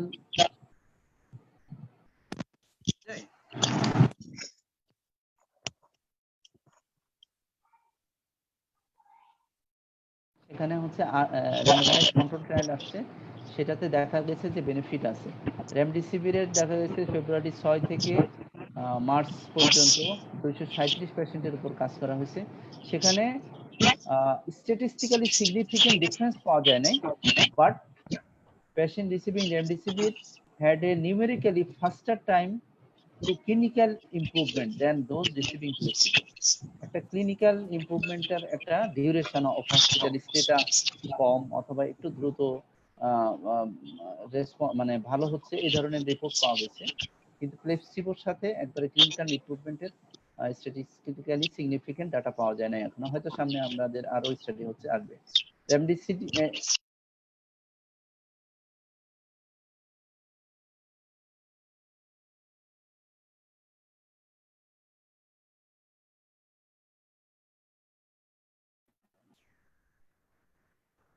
নাহিদ ভাই একটু আনমিউট করে নেন। ভাই শোনা যাচ্ছে না? নাহিদ ভাই আনমিউট করে নেন।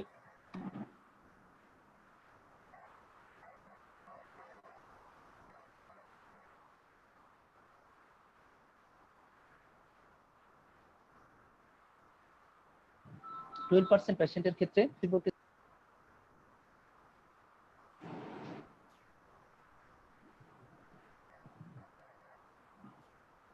শেয়ার স্ক্রিনটা আবার একটু দিয়ে স্ক্রিনে পাওয়ার পয়েন্টে যেতে হবে, আবার একটু শেয়ার স্ক্রিন দিতে হবে।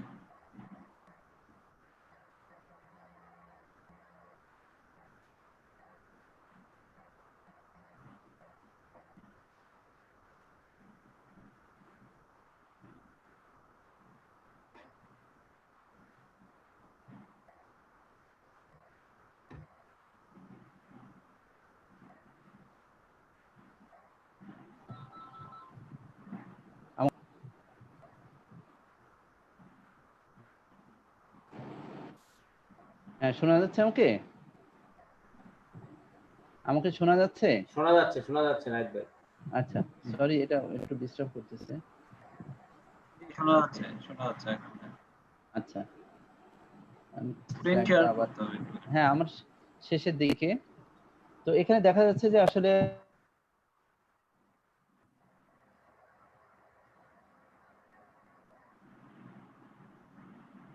ছিল, তো সেটার একটা লিস্ট আছে, কিন্তু আমরা যারা ট্রিটমেন্ট দিচ্ছি আমরা আসলে এত বেশি সাইড এফেক্ট পাচ্ছি না।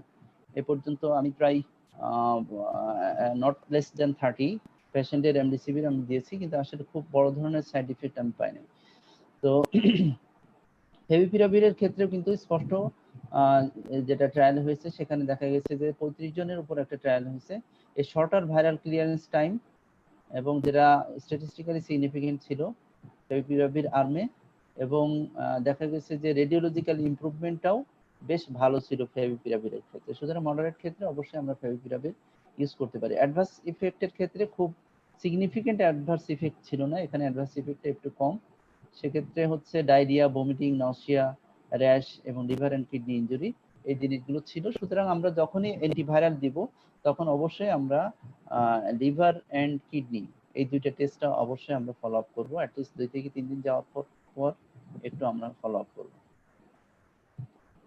এখন কথা হচ্ছে যে ডেক্সামিথাসোন নিয়ে আমাদের প্রচুর রিপোর্ট হয়েছে, অনেক হয়েছে। এই ক্ষেত্রে আমাদের স্পষ্ট কথা হচ্ছে যে প্রথম 7 দিনের ভিতরে স্টেরয়েডটা না দেওয়াটা সবচাইতে ভালো। কারণ হচ্ছে অবশ্যই সেটা দেওয়া ঠিক হবে না, কারণ এই প্রথম 7 দিনে রেপ্লিকেশন হয়, ভাইরাল রেপ্লিকেশন হয়। ভাইরাল রেপ্লিকেশন হওয়ার কারণে যদি ইমিউনো সাপ্রেশন ঘটে এই সময়, তাহলে কিন্তু ভাইরাল লোডটা বেড়ে যেতে পারে। সুতরাং আরো সিভিয়ার হওয়ার ঝুঁকি থাকে।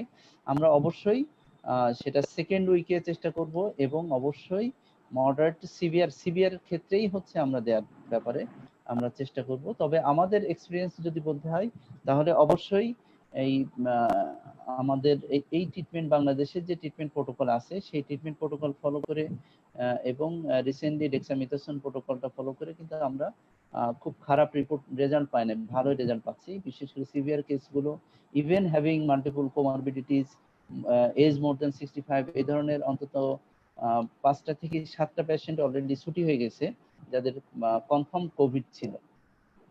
তো আমি আমার মানে শর্ট প্র্যাকটিসে আমাদের প্রাইভেট হসপিটাল ভর্তিতে আমি কিন্তু সেখানে ভালো রেজাল্ট পেয়েছি। তবে অবশ্যই we have to be judicial.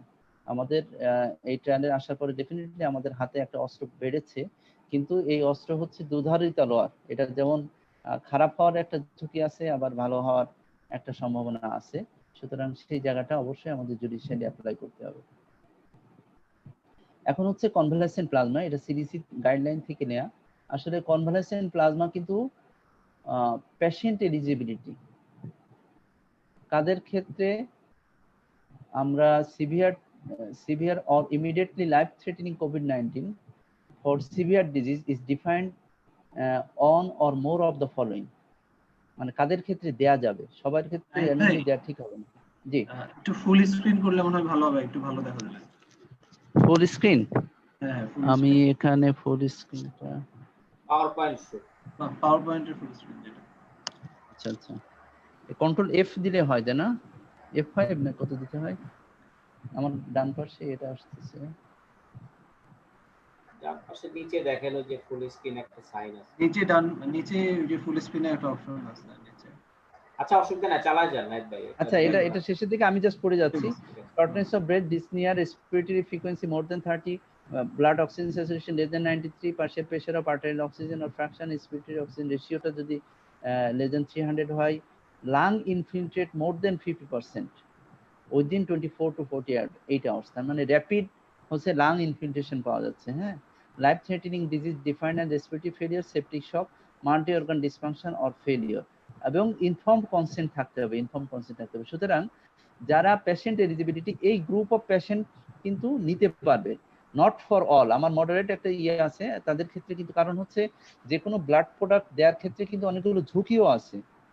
Infection transmission থেকে শুরু করে আমার পালমোনারি এডিমা থেকে শুরু করে অ্যাকিউট লাং ইনজুরি থেকে শুরু করে অনেক কিছুই কিন্তু ঝুঁকি আছে। সুতরাং আমরা সবার ক্ষেত্রে কিন্তু দিব না, অথবা আমরা নিজেরা যদি আক্রান্ত হই আমরা কিন্তু মানে খুব মডারেট ক্ষেত্রে আমরা এটা আমাদের নেওয়ার সুযোগ থাকলেও কিন্তু আমরা নিয়ে নিব না। এই জিনিসটা আমাদের জন্য খুব গুরুত্বপূর্ণ। কাদের ক্ষেত্রে আমরা নিব সেটা আমরা জানি যে আসলে কাদের ক্ষেত্রে নেওয়া হবে। এখানে একটা গুরুত্বপূর্ণ কথা হচ্ছে যে complete resolution of symptoms at least 14 days before the donation. এটা হচ্ছে ডোনেশন দেওয়ার 14 দিন হচ্ছে কমপ্লিট রিজলিউশন অফ সিমটম। এখানে এ নেগেটিভ রেজাল্ট ফর কোভিড-19 by a diagnostic is not necessary to qualify the donor. This is very important. আমাদের এখন অনেক ক্ষেত্রে আমরা করতে পারতেছি না যে নেগেটিভ টেস্ট আসলো কি আসলো না, সেটার ক্ষেত্রে এটা কিন্তু সিডিসির রিকমেন্ডেশন। সুতরাং এটা না করলেও যদি আমাদের এই টাইটারটা যদি ঠিক থাকে, অ্যান্টিবডি টাইটার অ্যাটলিস্ট 1:160, ঠিক আছে, অথবা ইভেন 1:80, এটাও যদি থাকে তাহলে আমাদের নেওয়া যেতে পারে। সুতরাং কমপ্লিট রিকভারি, প্রিভিয়াসলি হচ্ছে পজিটিভ থাকতে হবে, হচ্ছে আরটিপিসিআর এর মাধ্যমে পজিটিভ কেস থাকতে হবে, কমপ্লিট রিকভারি 14 দিন, রিকভারির 14 দিন পরে having this titre of antibody, তাহলে এই ওনারা কিন্তু প্লাজমা ডোনেট করতে পারবেন। This is important. তো আমি আসলে আর বেশি যাচ্ছি না। তো এই পর্যন্ত আমরা যে ট্রিটমেন্ট গুলো দিচ্ছি আসলে এই ট্রিটমেন্ট গুলোর ভিতরেই হচ্ছে আমরা ঘোরাফেরা করছি, এবং আশা করি যে এই ট্রিটমেন্ট গুলোর ক্ষেত্রে যে এভিডেন্স গুলো আমি পেয়েছি আমি সেই এভিডেন্স গুলো দেখানোর চেষ্টা করেছি। আমি হোপফুল যে এটা আমাদের চিকিৎসকরা যারা আজকে শুনছেন সবার কাজে লাগবে। ধন্যবাদ সবাইকে। আপনাকে অসংখ্য ধন্যবাদ। কোভিড-19 এর এই চিকিৎসা ব্যবস্থা সম্পর্কে বিস্তারিত আলোচনার মাধ্যমে আমাদের একটি সুস্পষ্ট ধারণা তৈরি করে দেওয়ার জন্য। এ পর্যায়ে আমরা ডক্টর আহাদ স্যারের কাছে জানতে চাইছি, স্যার আমরা জানি যে কোভিড আক্রান্ত রোগীর সবার ক্ষেত্রে হসপিটালাইজেশন বা আইসিইউ সাপোর্টের প্রয়োজন হয় না। সেক্ষেত্রে বাসায় তারা কিভাবে চিকিৎসা সেবাটা গ্রহণ করতে পারেন? এবং স্যার আপনি যেহেতু কুর্মিটোলা জেনারেল হাসপাতালের আইসিইউতে কর্মরত রয়েছেন এবং সেখানকার কোভিড আক্রান্ত রোগীদের চিকিৎসা সেবা প্রদান করে আসছেন, আপনার কাছে ছোট করে একটু আইসিইউ কেয়ার এবং অক্সিজেন ম্যানেজমেন্ট সম্পর্কে একটু জানার জন্য অনুরোধ জানাচ্ছি। ধন্যবাদ ডক্টর আইভি। সবকিছুই আমি মোটামুটি যেভাবে দেখেছি তা থেকে আমি কিছু জিনিসটা শেয়ার করার চেষ্টা করছি। সবই মোটামুটি আমরা শুরু থেকে জেনে গেছি। আমার কথা শোনা যাচ্ছে মনে হয় না? জি স্যার। Okay fine.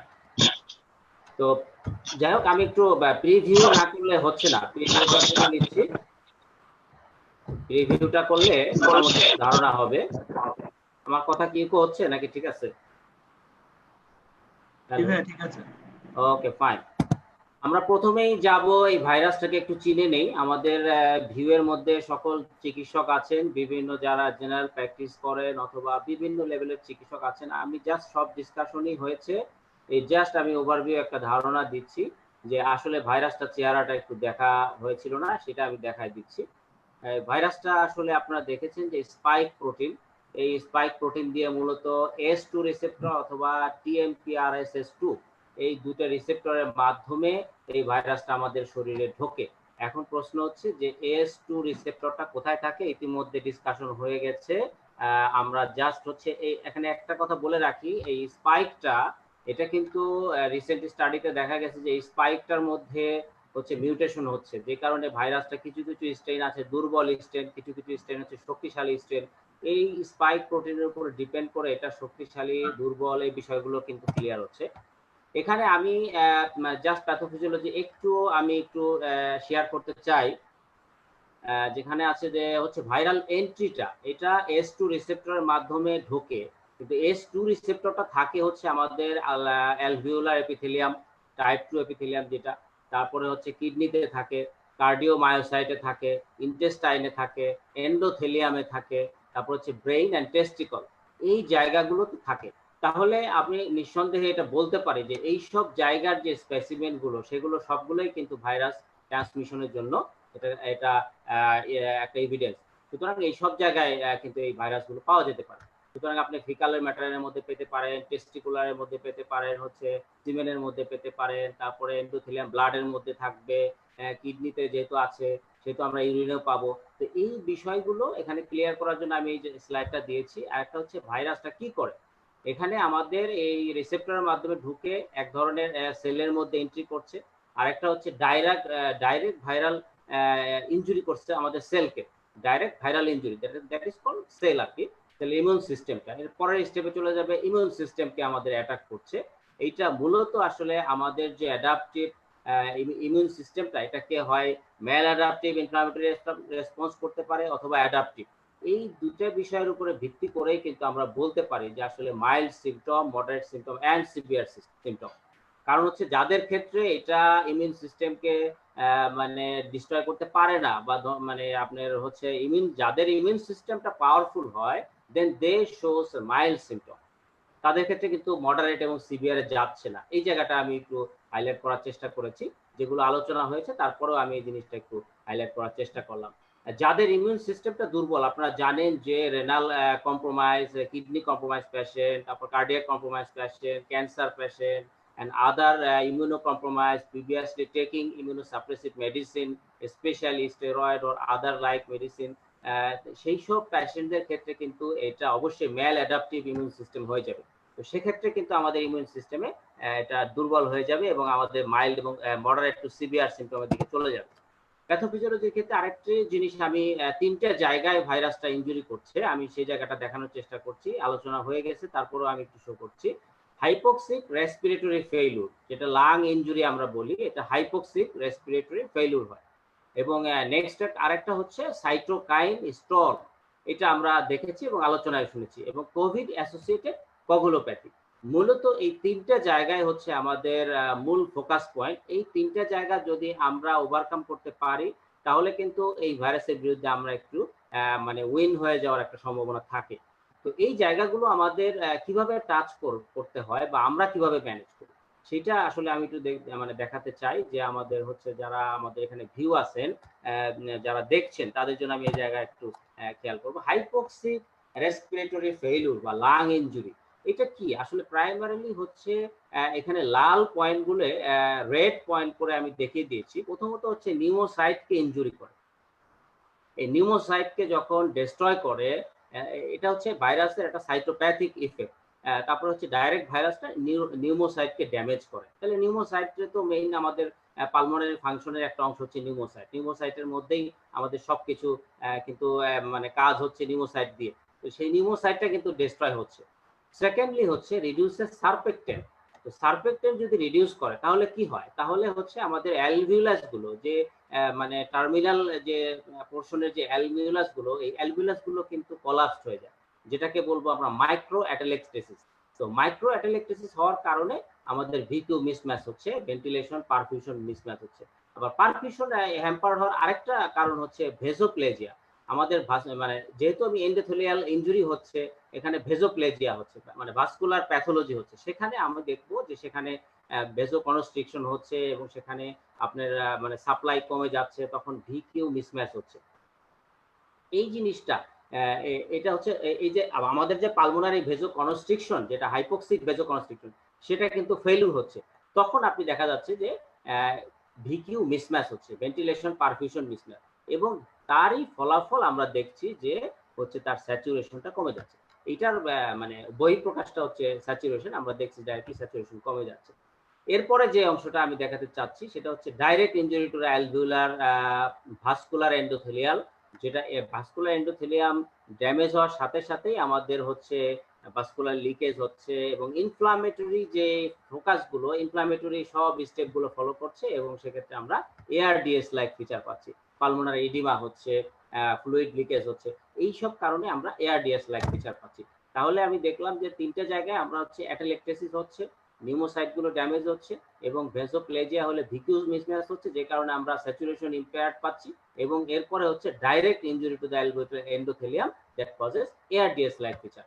এবং আমরা কিন্তু সব লেভেলের পেশেন্টে এই যে মাইল্ড, মিডিয়া, মডারেট এবং সিভিয়ার, এই জায়গাটাতে কিন্তু আমরা পরিষ্কার করে দিয়ে মানে দেখতে পারি, যে এখানে দেখেন আপনি যে এআরডিএস লাইক যখনই ফিচার তৈরি হবে, that is called severe symptoms. এবং এরপরে যখন আপনি দেখবেন যে নিউমোসাইট ইনজুরি হচ্ছে, তখন আপনার সারফেক্টেন্স রিডিউস হচ্ছে, তখন কিন্তু আমাদের মাইল্ড থেকে মডারেট সিমটমের দিকে চলে যাচ্ছে। তো এরপরে আমরা লাস্টলি হচ্ছে ARDS লাইক ফিচার। এরপরে ইয়াটাতে আমি দেখাতে চাই সাইটোকাইন স্টর্মটা আসলে কিভাবে হচ্ছে। Emerging evidence suggests that some patients may respond to the COVID-19 exuberant হচ্ছে সাইটোকাইন স্টর্ম রিঅ্যাকশন। এটা আপনারা জানেন, এর মধ্যেও প্রিভিয়াসলি আলোচনা হয়ে গেছে, কিন্তু আমি জাস্ট এখানে হাইলাইট করার চেষ্টা করেছি যে এখানে সাইটোকাইন স্টর্মটা আমরা কিভাবে বুঝবো। এখানে আমাদের বেশ কয়েকটা দেখেন রেড মার্ক দিয়ে আমরা দেখিয়ে দিয়েছি, C reactive protein, ferritin, D dimer এবং এলডিএইচ। এইটা যদি বেড়ে যায় সেক্ষেত্রে কিন্তু আমরা এটার সিভিয়ারিটি দেখবো, যেটা সাইটোকাইন স্টর্মের দিকে যাচ্ছে। তো এইটা আমাদের একটা মার্কিং পয়েন্ট থাকবে। যখনই আমরা মাইল্ড, মডারেট এবং সিভিয়ার এই সিমটমগুলো ক্লাসিফাই করার চেষ্টা করব বা বাসায় ট্রিটমেন্ট করার চেষ্টা করব, আমরা যদি মনে করি যে সে মডারেট সিমটমের দিকে যাচ্ছে, তাহলে ফার্স্ট অফ অল আমরা এই মার্কারগুলো করায় নিব যে আসলে তার আসলে কোন দিকে যাচ্ছে। সাথে সাথে আমরা অবশ্যই চেস্ট এক্সরে করব, কারণ ইনফিল্ট্রেশনটা বেশি হলে 50% এর বেশি হলে কিন্তু আমরা সিভিয়ার এর দিকে চলে যাব। তো সেটা আমাদেরকেও করতে হবে। তো আমরা এখানে দেখাতে চাচ্ছি সাইটোকাইন স্টর্মের ক্ষেত্রে এই জিনিসগুলো আমরা মানে পয়েন্ট আউট করব যে এই জায়গাগুলো যখনই আমি রেজড পাবো তখন আমি কনসিডারিং দ্য সাইটোকাইন স্টর্ম। আচ্ছা, এরপরে চলে আসেন হচ্ছে কগুলোপ্যাথি। কগুলোপ্যাথি নিয়ে আলোচনা হয়ে গেছে, তারপরে আমি যে কথাগুলো একটু হাইলাইটেড করতে চাই যে অ্যাকচুয়ালি হচ্ছে এটা কেন হচ্ছে এই, এবং কগুলোপ্যাথিটা আমরা কিভাবে বুঝবো যে এটা কগুলোপ্যাথি আমাদের ইফেক্টফুল হচ্ছে, যে আমরা সতর্ক থাকবো। এলিভেটেড ডি ডাইমার এবং ফিব্রিনোজেন লেভেল এবং প্রলং এপিটিটি, এই তিনটা জিনিস আমরা কগুলোপ্যাথিকে নির্দেশ করার জন্য আমরা দেখতে পারি যে এটা আসলে কগুলোপ্যাথির দিকে যাচ্ছে। আরেকটা এর ক্ষেত্রে আবার পরবর্তীতে দেখা যায় progress to the classic DIC, এবং ক্লাসিক ডিআইসি এবং এই জায়গাটার ক্ষেত্রে পার্থক্যটা হচ্ছে যখনই ক্লাসিক ডিআইসি তে চলে যাবে সেক্ষেত্রে কিন্তু ফিব্রিনোজেন লেভেলটা আবার ফল করে যাবে। তো এই জায়গাটা আপনাদের একটু খেয়াল রাখতে হবে যে elevated D dimer, fibrinogen level এবং প্রলং এপিটিটি, এটা আমরা যদি কগুলোপ্যাথির দিকে যায় এটা প্রাইমারিলি এই জায়গাগুলো দেখে আমরা বুঝতে পারবো।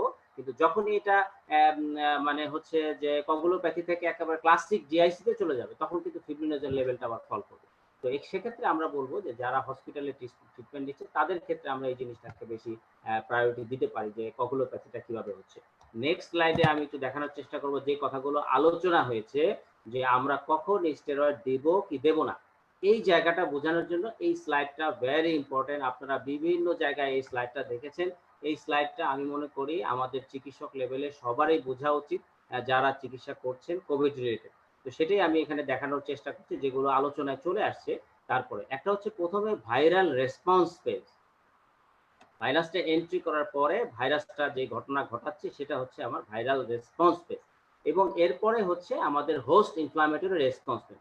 আমাদের হোস্ট কি করছে, ভাইরাল রেসপন্স, ভাইরাল ঢোকার পরে হচ্ছে এটা রেপ্লিকেশন করছে, সংখ্যা বাড়াচ্ছে সেলের মধ্যে ঢুকে, আর এরপরে হচ্ছে ফার্স্ট উইকে এটা আমরা দেখি যে ভাইরাস সংখ্যাটা বৃদ্ধি করে, এবং যে কারণে আলোচনায় আসছে যে এই সময়টাতে স্টেরয়েড দেওয়া যাবে না। এখানে দেখেন ক্লিয়ার করে এই জায়গাটাতে বলা আছে, আমি একটু দেখাচ্ছি যে এই যে এইখানে আমরা কখন কি দিব, এই জায়গাটা এই ছবিটা যদি ক্লিয়ার করে আপনারা বোঝেন এখানে সব কিছু কিন্তু ডিটেইল বলা আছে এই ছবিটাতে যে কখন আমি কি দিব।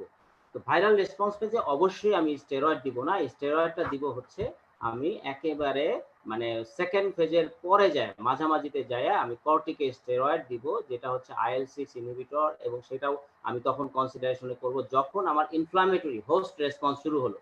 ইনফ্লামেটরি রেসপন্স শুরু হলো তখন ARDS লাইক ফিচার হতে পারে সিভিয়ার স্টেজে, এবং প্রথম দিকে যেটা হবে শর্টনেস অফ ব্রেথ। আপনারা দেখছেন ছবিতে কিন্তু দেখা যাচ্ছে পরিষ্কার করে যে প্রথমে মাইল্ড সিম্পটম, সেটা হচ্ছে ভাইরাল রেসপন্স ফেজ। ভাইরাল আপনি ঢোকার পরে যে জিনিসগুলো হচ্ছে হাঁচি, কাশি, ডায়রিয়া, হেডেক, ড্রাই কফ, এগুলো কিন্তু আমাদের প্রাইমারিলি আমরা ফেস করি।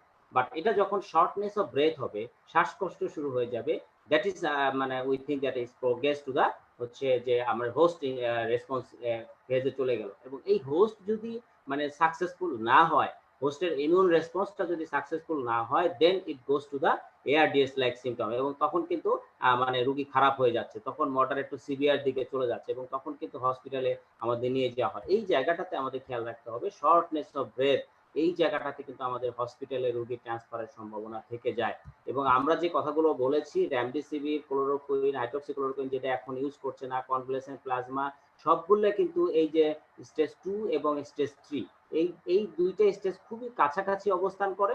কোনো কিছুতে একটু ব্যতিক্রম হয়ে গেলে স্টেজ 2 থেকে স্টেজ 3 তে চলে যেতে পারে।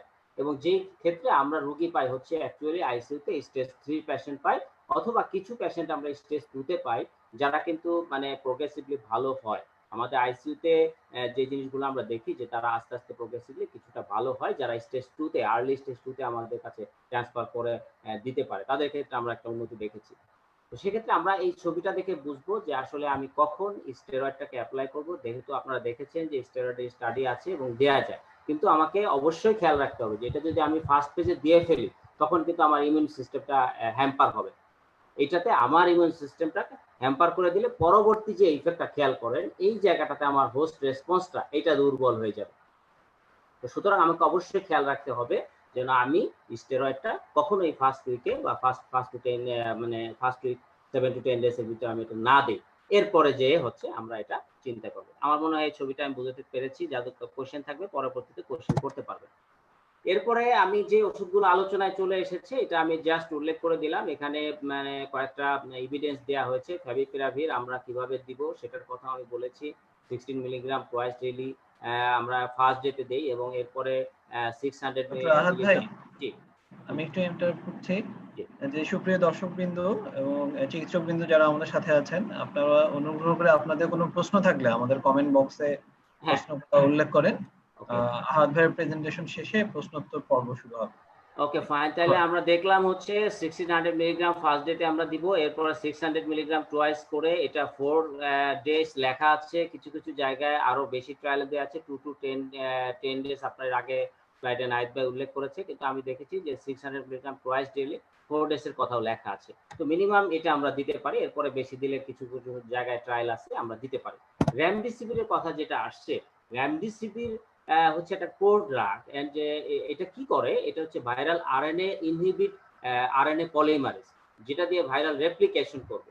তো এই জন্য আমরা যদি রেমডেসিভির প্রথমেই ভাইরাল ইনফেকশনে যদি আমরা খেয়াল করি যে না তার সিমটম গুলো ভালো আছে, সেক্ষেত্রে কিন্তু আমরা রেমডেসিভির কনসিডার করতে পারি। তো সেক্ষেত্রে কিন্তু আমরা ভাইরাল রেপ্লিকেশনটা বন্ধ করতে পারি। তো এটা কিন্তু মোটামুটি আমরা প্র্যাকটিস করতে পারি, যদিও আমাদের দেশে অ্যাভেলেবেল পাওয়া যাচ্ছে না বা বাইরে এটাকে পাওয়া যাচ্ছে না, এটা একটা ডিফিকাল্ট। তবে এটার মূল মেকানিজমটা কিন্তু ভাইরাল যে রেপ্লিকেশনটা এটা কিন্তু বন্ধ করছে। এটা আমরা এই ক্ষেত্রে আমরা ফার্স্ট উইকে যদি চিন্তা ভাবনা করি যে না ওই সিমটম গুলো মডারেটের দিকে যাচ্ছে, তখন কিন্তু আমরা এটা দিয়ে দিতে পারি। আমি অ্যাকচুয়ালি আমাদের গাইডলাইন বলছে মাইল্ড সিমটমের ক্ষেত্রে কোনো ট্রিটমেন্ট দরকার নাই, সেক্ষেত্রে কিন্তু আমরা এটা দরকার নেই আমাদের। কিন্তু যখনই দেখবো যে মডারেট সিমটমের দিকে চলে যাচ্ছে, তখন কিন্তু আর্লি মডারেট সিমটমের আর্লিতেই কিন্তু আমরা রেমডেসিভিরটা দিয়ে দিতে পারি। কারেন্টলি এখানে বলা আছে 5টা র্যান্ডমাইজ কন্ট্রোল ট্রায়াল চলছে। ব্রড স্পেকট্রাম অ্যাক্টিভিটি এগেইনস্ট এগুলো দেখা গেছে যে রেমডেসিভির এইসব জায়গায় কাজ করেছে, ইবোলা, মার্স, সার্স এগুলোতে কাজ করেছে। তারপরে হাইলি ইফেক্টিভ কিছু স্টাডি আপনারা দেখেছেন যে রেমডেসিভির কাজ করেছে, এগুলো নিয়ে আমি আর বিস্তারিত বলতে চাই না। তারপরে বায়োলজিক্যাল ট্রিটমেন্টের ক্ষেত্রে টসিলিজুমাব যে কথাটা বলা আছে, আমি যেটা বলবো টসিলিজুমাবের ডোজটা আমরা এখানে দেখলাম, সেটা হচ্ছে 400 মিলিগ্রাম অ্যান্টি IL-6। এই টসিলিজুমাবটা হচ্ছে আমরা যখনই দেখব যে এর পরের স্লাইডে আমরা উল্লেখ করেছি যে কখন আমরা টসিলিজুমাব দিব। তো এটা এখানে আমরা ডোজটা উল্লেখ করেছি যে 400 মিলিগ্রাম অর আইভি অথবা 800 মিলিগ্রাম পার কেজি আমরা সেটা দিব। এটা হচ্ছে যে tocilizumab 400 milligram 8 milligram per KG করে আমরা দিব, এবং রিপিটেড যদি আমরা 12 ঘন্টা পরে ভালো রেসপন্স পাই বা দেখি যে মানে ক্লিনিক্যাল কন্ডিশনটা ডিটেরিওরেট করছে, তখন কিন্তু এটা আমরা দিতে পারি আবার আরেকটা রোগ। এরপরে দেখেন ইন্ডিকেশনের ক্ষেত্রে বাইলেটারাল লাং ইনফিলট্রেট, এটা আমাদের জন্য একটা মানে টসিলিজুমাব দেওয়ার ক্ষেত্রে আমরা যে প্যারামিটারস গুলো এগুলো আপনারা ভালো করে খেয়াল করতে পারেন।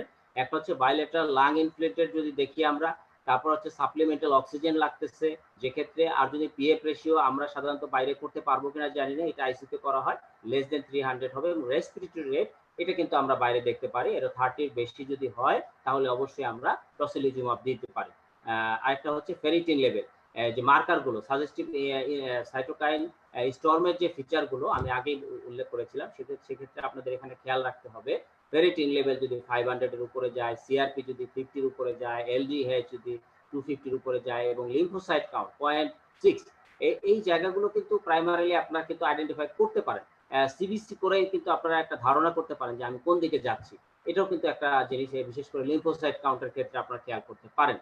আর যদি আপনাদের পরীক্ষা করা সম্ভব হয় মাইল্ড বা মডারেট কেসে, তাহলে এই জায়গাগুলো আপনারা ইভালুয়েশন করে নিয়ে যে আসলে আমাদের রোগী খারাপ দিকে যাচ্ছে কিনা, তো এটা খেয়াল রাখতে হবে। আমার মনে হয় টসিলিজুমাবের ক্ষেত্রে এই যে কয়েকটা মার্কিং পয়েন্টগুলো আপনারা খেয়াল করলে ট্রিটমেন্ট দিতে সহজ হবে।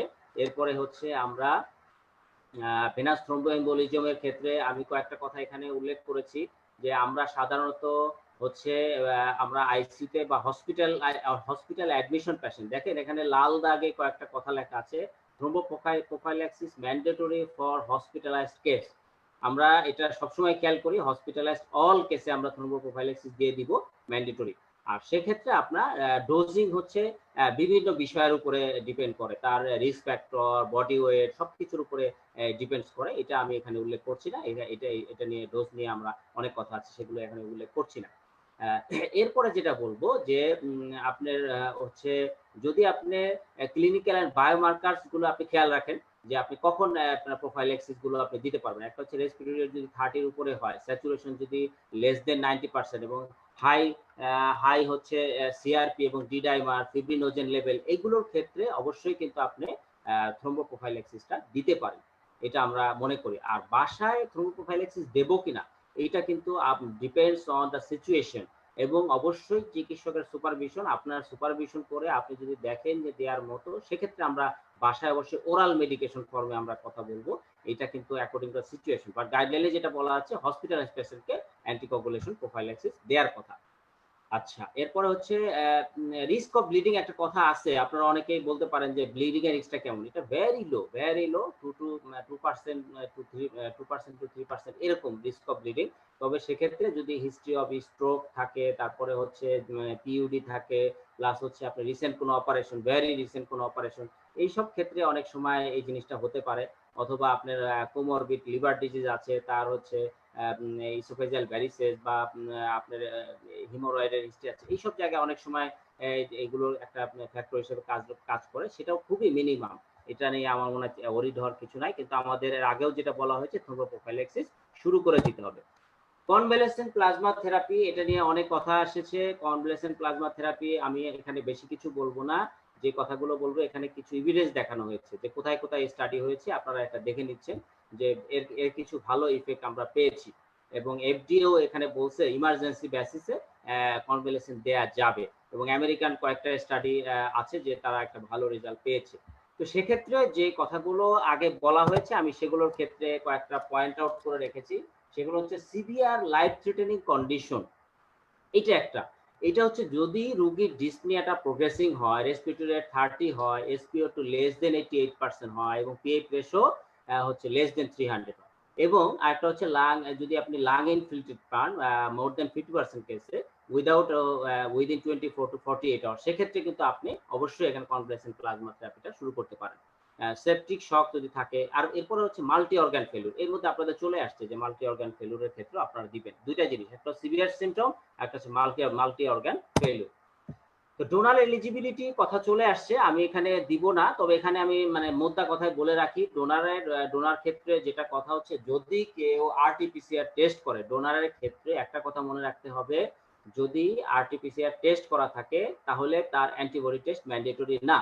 আপনি যদি আরটিপিসিআর টেস্ট করা থাকে, আপনার সিমটম নাই, এরপরে আপনি 14 দিন পরে আপনি হচ্ছে একেবারে সিমটম নাই, 14 দিন পরে আপনি প্লাজমা ডোনেট করতে পারবেন, সেক্ষেত্রে আপনি অ্যান্টিবডি টেস্ট জরুরি না।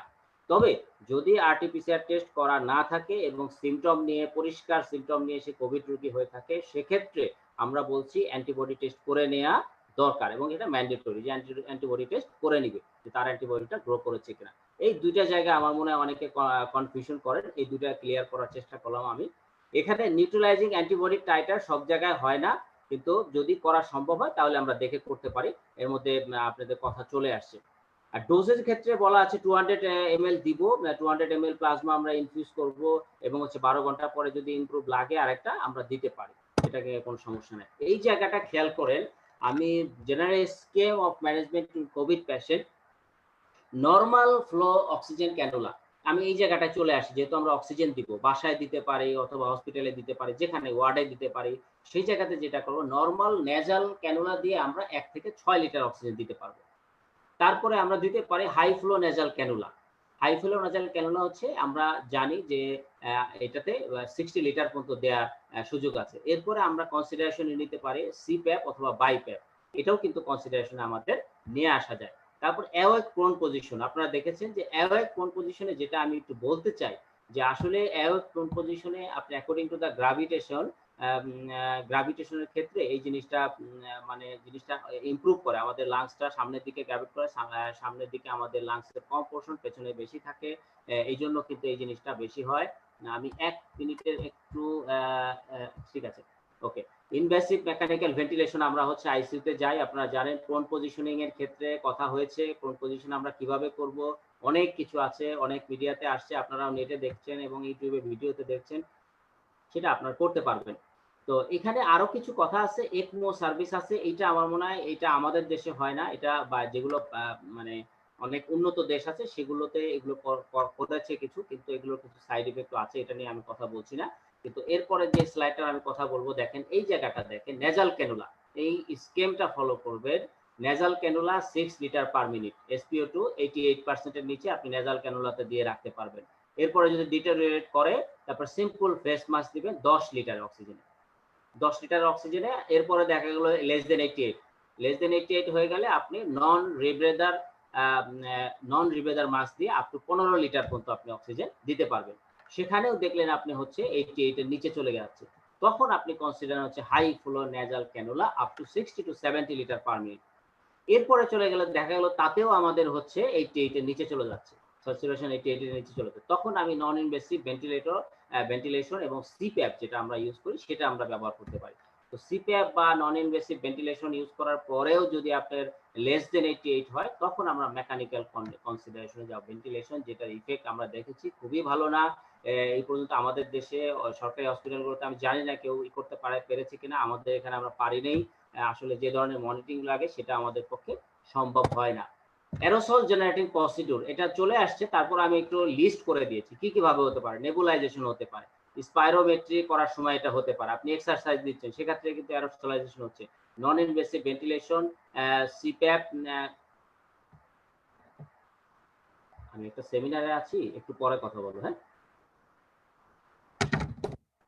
Spirometry, non invasive, CPAP, BiPAP এবং bronchoscopy, high flow nasal cannula এবং হচ্ছে যে induce sputum sampling, intubation extubation হচ্ছে রেশিও প্রসিডিউর। এখানে আমি যেটা বলতে চাচ্ছি যে মানে যখনই আপনি ইনটিউবেশন করবেন অথবা এক্সটিউবেশন করতে যাবেন তখনই এটা কিন্তু একটা অ্যারোসল জেনারেটিং প্রসেস। ওপেন এয়ারে সাকশন দিতে যান তখন এটা কিন্তু হবে। তারপরে ট্যাকেস্টমি, এগুলো আমরা আইসিইউতে করি, কিন্তু আপনাদের যেটা খেয়াল রাখতে হবে নেবুলাইজেশন, এটা অবশ্যই আপনি করবেন না। নেবুলাইজেশন আমরা বলি স্পেস আছে, একটা স্পেসার আছে, সেটা দিয়ে আপনি করতে পারেন। স্পাইরোমেট্রি যেখানে সেটাও খুব সাবধানে করতে হবে যাতে ওই সময় আপনি যাতে কাছে না থাকেন। তারপরে বাইপ্যাপ, সিপ্যাপ এগুলোও একটু কন্ট্রোভার্সি আছে যে এগুলো মানে অ্যারোসল জেনারেট করে। ব্রঙ্কোস্কোপি এটা আপনারা করেন না মাইল্ড ক্ষেত্রে, তো আমরা এক্ষেত্রে করে থাকি। যাই হোক, অক্সিজেনেশনের হচ্ছে আমি এখানে আর কিছু নাই, অক্সিজেন স্যাচুরেশনটা মানে এটা দিয়ে আমরা দেখি যদি পেশেন্টের ওয়ার্ক অফ ব্রিদিং বেড়ে যায়, রেসপিরেটরি রেট বেড়ে যায়, তখন কিন্তু আপনার অক্সিজেন প্রয়োজন হয়, এবং সেক্ষেত্রে পালস অক্সিমিটার হচ্ছে আমাদের একটা মানে টার্মিনাল পয়েন্ট। আপনারা খেয়াল রাখেন যদি একটা যন্ত্র আপনি বাসায় রাখতে চান সেটা হচ্ছে পালস অক্সিমিটার। পালস অক্সিমিটার হচ্ছে আপনাকে বাসায় রেখে আপনি ফলো আপ করতে পারেন, এবং সেক্ষেত্রে আপনি মডারেট টু সিভিয়ার কেসগুলো আইডেন্টিফাই করতে পারেন যে আপনি কি হসপিটালে পাঠাবেন কি পাঠাবেন না। এক্ষেত্রে আমি বলবো পালস অক্সিমিটারে উইদাউট অক্সিজেন হচ্ছে আপনি যদি 92 এর নিচে নেমে যায় তখন you have to be conscious, এবং 90 এর নিচে নামলে কোনো ক্রমেই কিন্তু বাসায় রাখার সুযোগ নাই। আর যদি উইথ অক্সিজেন যদি 92 এর নিচে নেমে যায় অবশ্যই আপনাকে হসপিটালে ট্রান্সফারের কথা চিন্তা করতে হবে। মেন্টাল স্ট্যাটাস একটা কথা বলা আছে, পেশেন্টরা সবসময় কিন্তু মানসিক একটা ভয়ে থাকে, এই জায়গাটাকে আপনি স্ট্রং করতে হবে যে আপনার ওষুধে যে যতটুকু ইফেক্ট থাকুক না কেন, আপনার কিন্তু আদার্স যে ট্রিটমেন্ট আছে সেগুলো কিন্তু কোভিডে খুবই ভালো রেজাল্ট। এই জায়গাগুলো যদি আপনি বুস্ট আপ করতে পারেন, আমার মনে হয় রোগী অনেকাংশেই আজকেই আমাকে কিছুক্ষণ আগে একজন ফোন দিল যে একজন অ্যাডিশনাল এসপি সাহেব আর কি, উনি ফোন দিলেন ওনার পরিবার সহ ইনফেক্টেড, এবং আমার সাথে কিছুক্ষণ কথা বলেছে এবং সে বলল যে ভাই আপনার সাথে কথা বলে আমার পুরোটা মানসিক চাপ চলে গেছে, আমি এখন অনেক ফ্রি হয়ে গেছি। তো এই জন্য আমি বলবো যে যারাই চিকিৎসা করছেন তারা মানসিক স্টেটটাকে আগে হিট করবেন, যে আপনার কিছুই হয় নাই। এখানে অনেক ক্ষেত্রেই রোগী মাত্র মৃত্যুর হার হচ্ছে 1.2 বা 1.3, যেটা খুবই কম। আর হচ্ছে যে আপনি এটা নিয়ে টেনশন করেন, আপনার কোনো কোমরবিড নাই, কিছু নাই, আপনি টেনশন করেন না। আর কোমরবিড হলেই খারাপ হবে এরকম না, আপনি চেষ্টা করেন যে মেজারগুলো আছে সেগুলো নেন, ওষুধ ছাড়া সেগুলো নিয়ে আপনি ইনশাল্লাহ ভালো হয়ে যাবেন। এইভাবে করে আপনার মানসিক বুস্ট আপ করাটা আমার মনে হয় অনেক বেশি ইফেক্টিভ হবে। আর আমি অক্সিজেন সিলিন্ডারের কথা বলবো যে বাসায় আসলে অক্সিজেন সিলিন্ডার রাখতে পারেন, তবে সেক্ষেত্রে কিন্তু অনেক পিটফলস আছে, অনেক অ্যাক্সিডেন্ট ঘটতে পারে, এগুলো কিন্তু অনেক কথাবার্তায় আসছে। তবে পালস অক্সিমিটারটা আমি বলবো সবাইকে সংগ্রহ করে যাওয়ার জন্য, এক পরিবার এক পালস অক্সিমিটার, এই প্রিন্সিপালে আপনি সবাইকে বলতে পারেন যে যদি আক্রান্ত হয় যেন একটা পালস অক্সিমিটার সংগ্রহ করে।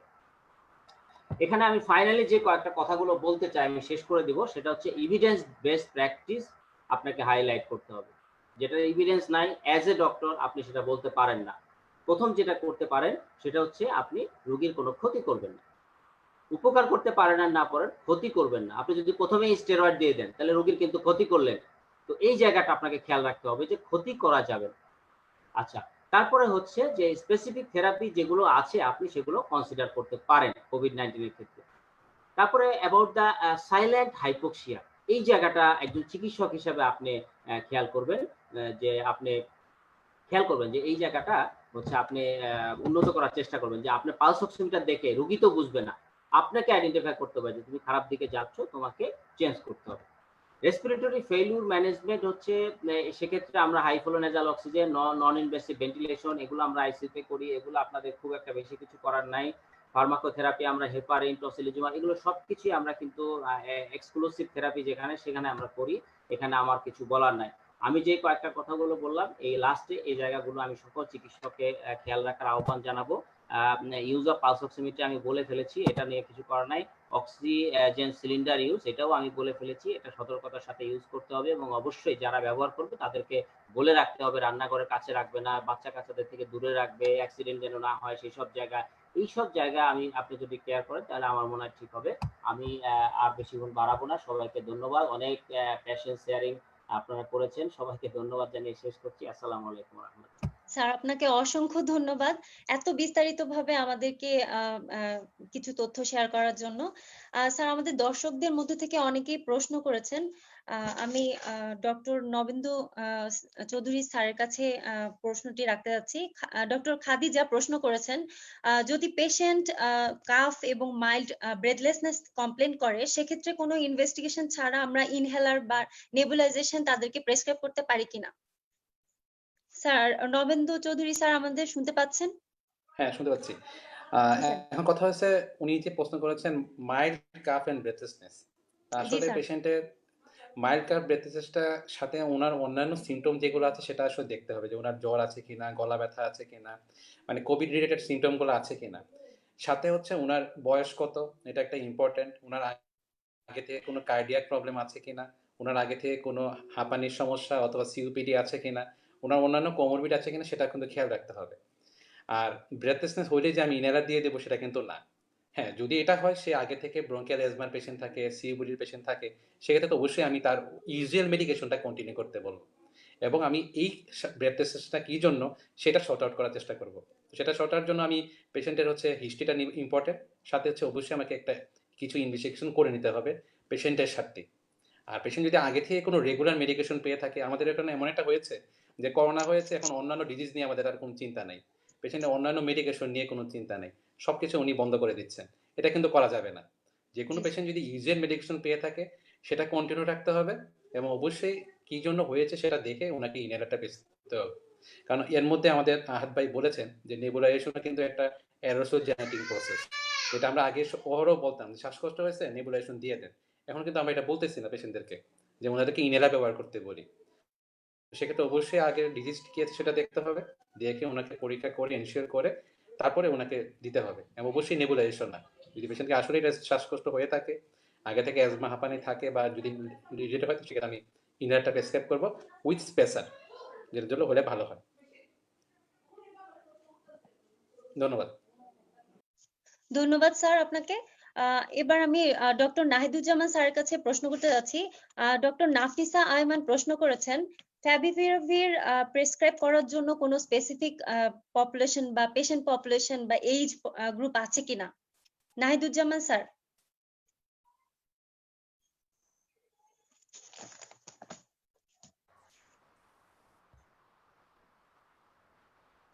আচ্ছা, আমার কাছে প্রশ্ন নাহিদুজ্জামান। আছে কিনা বলে ফেলেন তো ডক্টর আইভি। হ্যাঁ, আমার কথা জি শোনা স্যার। যাচ্ছে? জি স্যার। জি জি জি আহ, জি স্যার। স্যার আচ্ছা, ডক্টর নাফিসা আয়মান আপনাকে প্রশ্ন করেছেন, হ্যাঁ, আমি শুনছি ফ্যাভিপিরাভির তো। প্রেসক্রাইব করার জন্য কোনো স্পেসিফিক এজ গ্রুপ আছে কিনা? না, স্পেসিফিক এজ গ্রুপ নাই, এটা হচ্ছে সিমটমের উপর নির্ভর করে। তবে বাচ্চাদের ক্ষেত্রে আসলে আমরা এই ওষুধগুলো প্রয়োগ করছি না, বা এটার ব্যাপারে আসলে ওই পরিমাণ এভিডেন্স নাই। আমরা জানি যে বাচ্চাদের ক্ষেত্রে এফেক্টেড হওয়ার পার্সেন্টেজটা অনেক কম এবং সিভিয়ারিটি হওয়ার পার্সেন্টেজটা অনেক কম। তো সুতরাং সেই ধরনের পেশেন্টের ক্ষেত্রে আমরা অ্যাডাল্ট পেশেন্টদের নিয়েই চিন্তা করছি বেশি, এবং এল্ডারলিদের নিয়েই চিন্তা করছি বেশি। সুতরাং অবশ্যই যাদের মডারেট ক্ষেত্রে, যাদের মাল্টিপল কোমরবিডিটিস আছে, তাদের ক্ষেত্রে অবশ্যই ফেভিপিরাভির দেওয়ার চেষ্টা করব। যদি ফিনান্সিয়াল একটা ব্যাপার কিন্তু এখানে আছে, ওষুধটা কিন্তু আসলে অনেক দাম, এক একটা ট্যাবলেট হচ্ছে 400 টাকা করে দাম, এবং আমি হিসাব করে দেখছি যে প্রায় 19,000 টাকা লাগে এটা একটা কোর্স শেষ করতে বা তার বেশি। সুতরাং র্যান্ডমলি সবাইকে আমরা দিব না, আমরা সিমটমটা দেখব এবং পেশেন্টের এজটা এবং কোমরবিডিটিসটা দেখেই হচ্ছে আমরা আসলে প্রেসক্রিপশনটা করব। জি, অনেক ধন্যবাদ স্যার। স্যার আরেকটা প্রশ্ন আপনার কাছে যে ফ্যাভিপিরাভির যেহেতু ভাইরেমিয়া ফেজে দেওয়া হয়, সেক্ষেত্রে সিমটম শুরু হওয়ার কতক্ষণ পর্যন্ত এটি ইফেক্টিভ থাকবে? আচ্ছা, গুরুত্বপূর্ণ বিষয় হচ্ছে যে আমাদের হচ্ছে পেশেন্ট সিলেকশন, পেশেন্ট সিলেকশনটা হচ্ছে গুরুত্বপূর্ণ। যে পেশেন্ট যদি অ্যাসিমটোমেটিক থাকে অথবা মাইল্ড সিমটোমেটিক হয়ে উনি হয়তো 2 দিন 3 দিন জ্বর থাকলো, গলা ব্যথা থাকলো, তারপরে ভালো হয়ে গেল, এদের কিন্তু আমরা দিব না। সুতরাং হচ্ছে আমরা ফার্স্ট উইকে দেওয়ার চেষ্টা করব হচ্ছে মডারেট কেসের ক্ষেত্রে। মডারেট কেসের ক্ষেত্রে যদি ফার্স্ট উইকে দেখা যাচ্ছে যে ওনার 5 দিনের মাথায় দেখা গেল যে ওনার প্রথম দিকে হয়তো হালকা জ্বর ছিল, কিছুদিন পর গলা ব্যথা, এরপরে আবার কাশি শুরু হয়েছে, এরপরে কাশির মাত্রা ধীরে ধীরে বাড়ছে, একটু শ্বাসকষ্ট ডিস্ট্রেস ভাব হচ্ছে, এবং সাথে দেখা যাচ্ছে আদার কোমরবিডিটিস গুলো আছে, তখন হয়তো দেখা যাচ্ছে যে 5 দিনের মাথায় গিয়ে কিন্তু আমি এই ওষুধটা শুরু করে দিতে পারি। But from the very beginning, প্রথম দিনেই কিন্তু আমরা সেটা দিব না, এটা খেয়াল রাখতে হবে। কারণ অনেক রোগীর ক্ষেত্রে দেখা যাচ্ছে একদিন জ্বর থেকে আবার আর জ্বর হচ্ছে না, 3 দিনের মাথায় আর কোনো সিমটম নাই, মোটামুটি বেশ ফ্রি বোধ করতেছে। সুতরাং অ্যাটলিস্ট 5 ডেজ আমি মনে করি যে দেখা উচিত। তার পরবর্তীতে সিমটম যদি বাড়তে থাকে এবং আমাদের মডারেট ক্রাইটেরিয়ায় যদি পড়ে, তাহলে সেক্ষেত্রে আমরা ফ্যাভিপিরাভির প্রেসক্রিপশন করতে পারি। স্যার আরেকটা প্রশ্ন হচ্ছে যে ফ্যাভিপিরাভির হোম ম্যানেজমেন্টে দেয়া যাবে কিনা, বাসায় দেয়া যাবে কিনা, বা সেক্ষেত্রে আমরা কি ডোজ হবে? হ্যাঁ, ও ডোজ তো সেম ডোজ হোম ম্যানেজমেন্টে দেওয়া যাবে। যেটা আমি বলেছি যে মাইল্ড এবং মডারেটের ভিতরে পার্থক্য হচ্ছে শুধু হচ্ছে রেডিওলজিক্যাল এভিডেন্স থাকবে, কিন্তু অক্সিজেন স্যাচুরেশন কমবে না, রেট অফ রেসপিরেশন মোর দেন 30 হবে না। তো সুতরাং মোর দেন 30 যদি রেট অফ রেসপিরেশন না হয়, অক্সিজেন স্যাচুরেশন যদি না কমে, অবশ্যই সেই পেশেন্ট কিন্তু হোমে থাকবে, বাসায় থাকবে। এবং এই পেশেন্টের যদি আমরা রেডিওলজিক্যাল এভিডেন্স পেয়ে যাই bilateral pneumonia having confirmatory RTPCR positive অথবা সেটা পজিটিভ নেগেটিভ যে অবস্থায় থাকুক, আমাদের যদি খুব হাই ইন্ডেক্স অফ সাসপিশন থাকে, তাহলে অবশ্যই যদি রেডিওলজিক্যাল এভিডেন্স আমরা পাই, তাহলে আমরা হোমে থেকেও অবশ্যই দিতে পারবো ফেভিপিরাভির। সেক্ষেত্রে ডোজ আমি বলেছিলাম যে অনেক ধন্যবাদ স্যার। 200 মিলিগ্রাম এবার আমি ডক্টর 404 আহাদ ডে অন, স্যারের কাছে। হ্যাঁ আর জি স্যার। 303 next 9 days. 404 ডে 1, কেউ কেউ বলছে যে 808 প্রথম দিন দিতে, 8টা করে বডি দিনে 2বার দিয়ে তারপরে 3টা করে দিনে 2বার করে নেক্সট 9 ডেজ, এটা একটা গ্রুপ আছে। আর আমাদের গাইডলাইনে আছে 4টা করে প্রথম দিন, সকালে 4টা।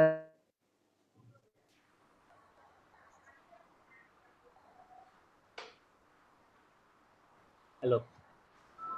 জি, অসংখ্য ধন্যবাদ স্যার। আমি ডক্টর আহাদ স্যারের কাছে যেতে যাচ্ছি। বলে ফেলেন।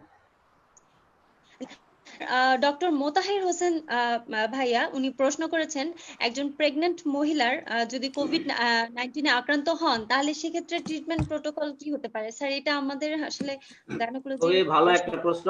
আমি এটা এই রিলেটেড আমি এখনই সবকিছু বলে রাখতেছি। আসলে এটা একটা বড় মানে প্রেজেন্টেশনের ব্যাপার, যেটা নিয়ে আমি কথাও বলেছি। তারপরেও আমি এখানে সংক্ষেপে যেটা বলবো যে প্রেগনেন্ট মহিলাদেরকে যেটা মনে রাখতে হবে যে কোভিড-19 এইটা মানে ভার্টিক্যাল ট্রান্সফার এটা প্রুভড হয় নাই। সুতরাং এটা যে মানে প্রেগনেন্ট ওমেনদের যে বাচ্চাদের মধ্যে এটা আসবে এটা এখনো প্রুফ না।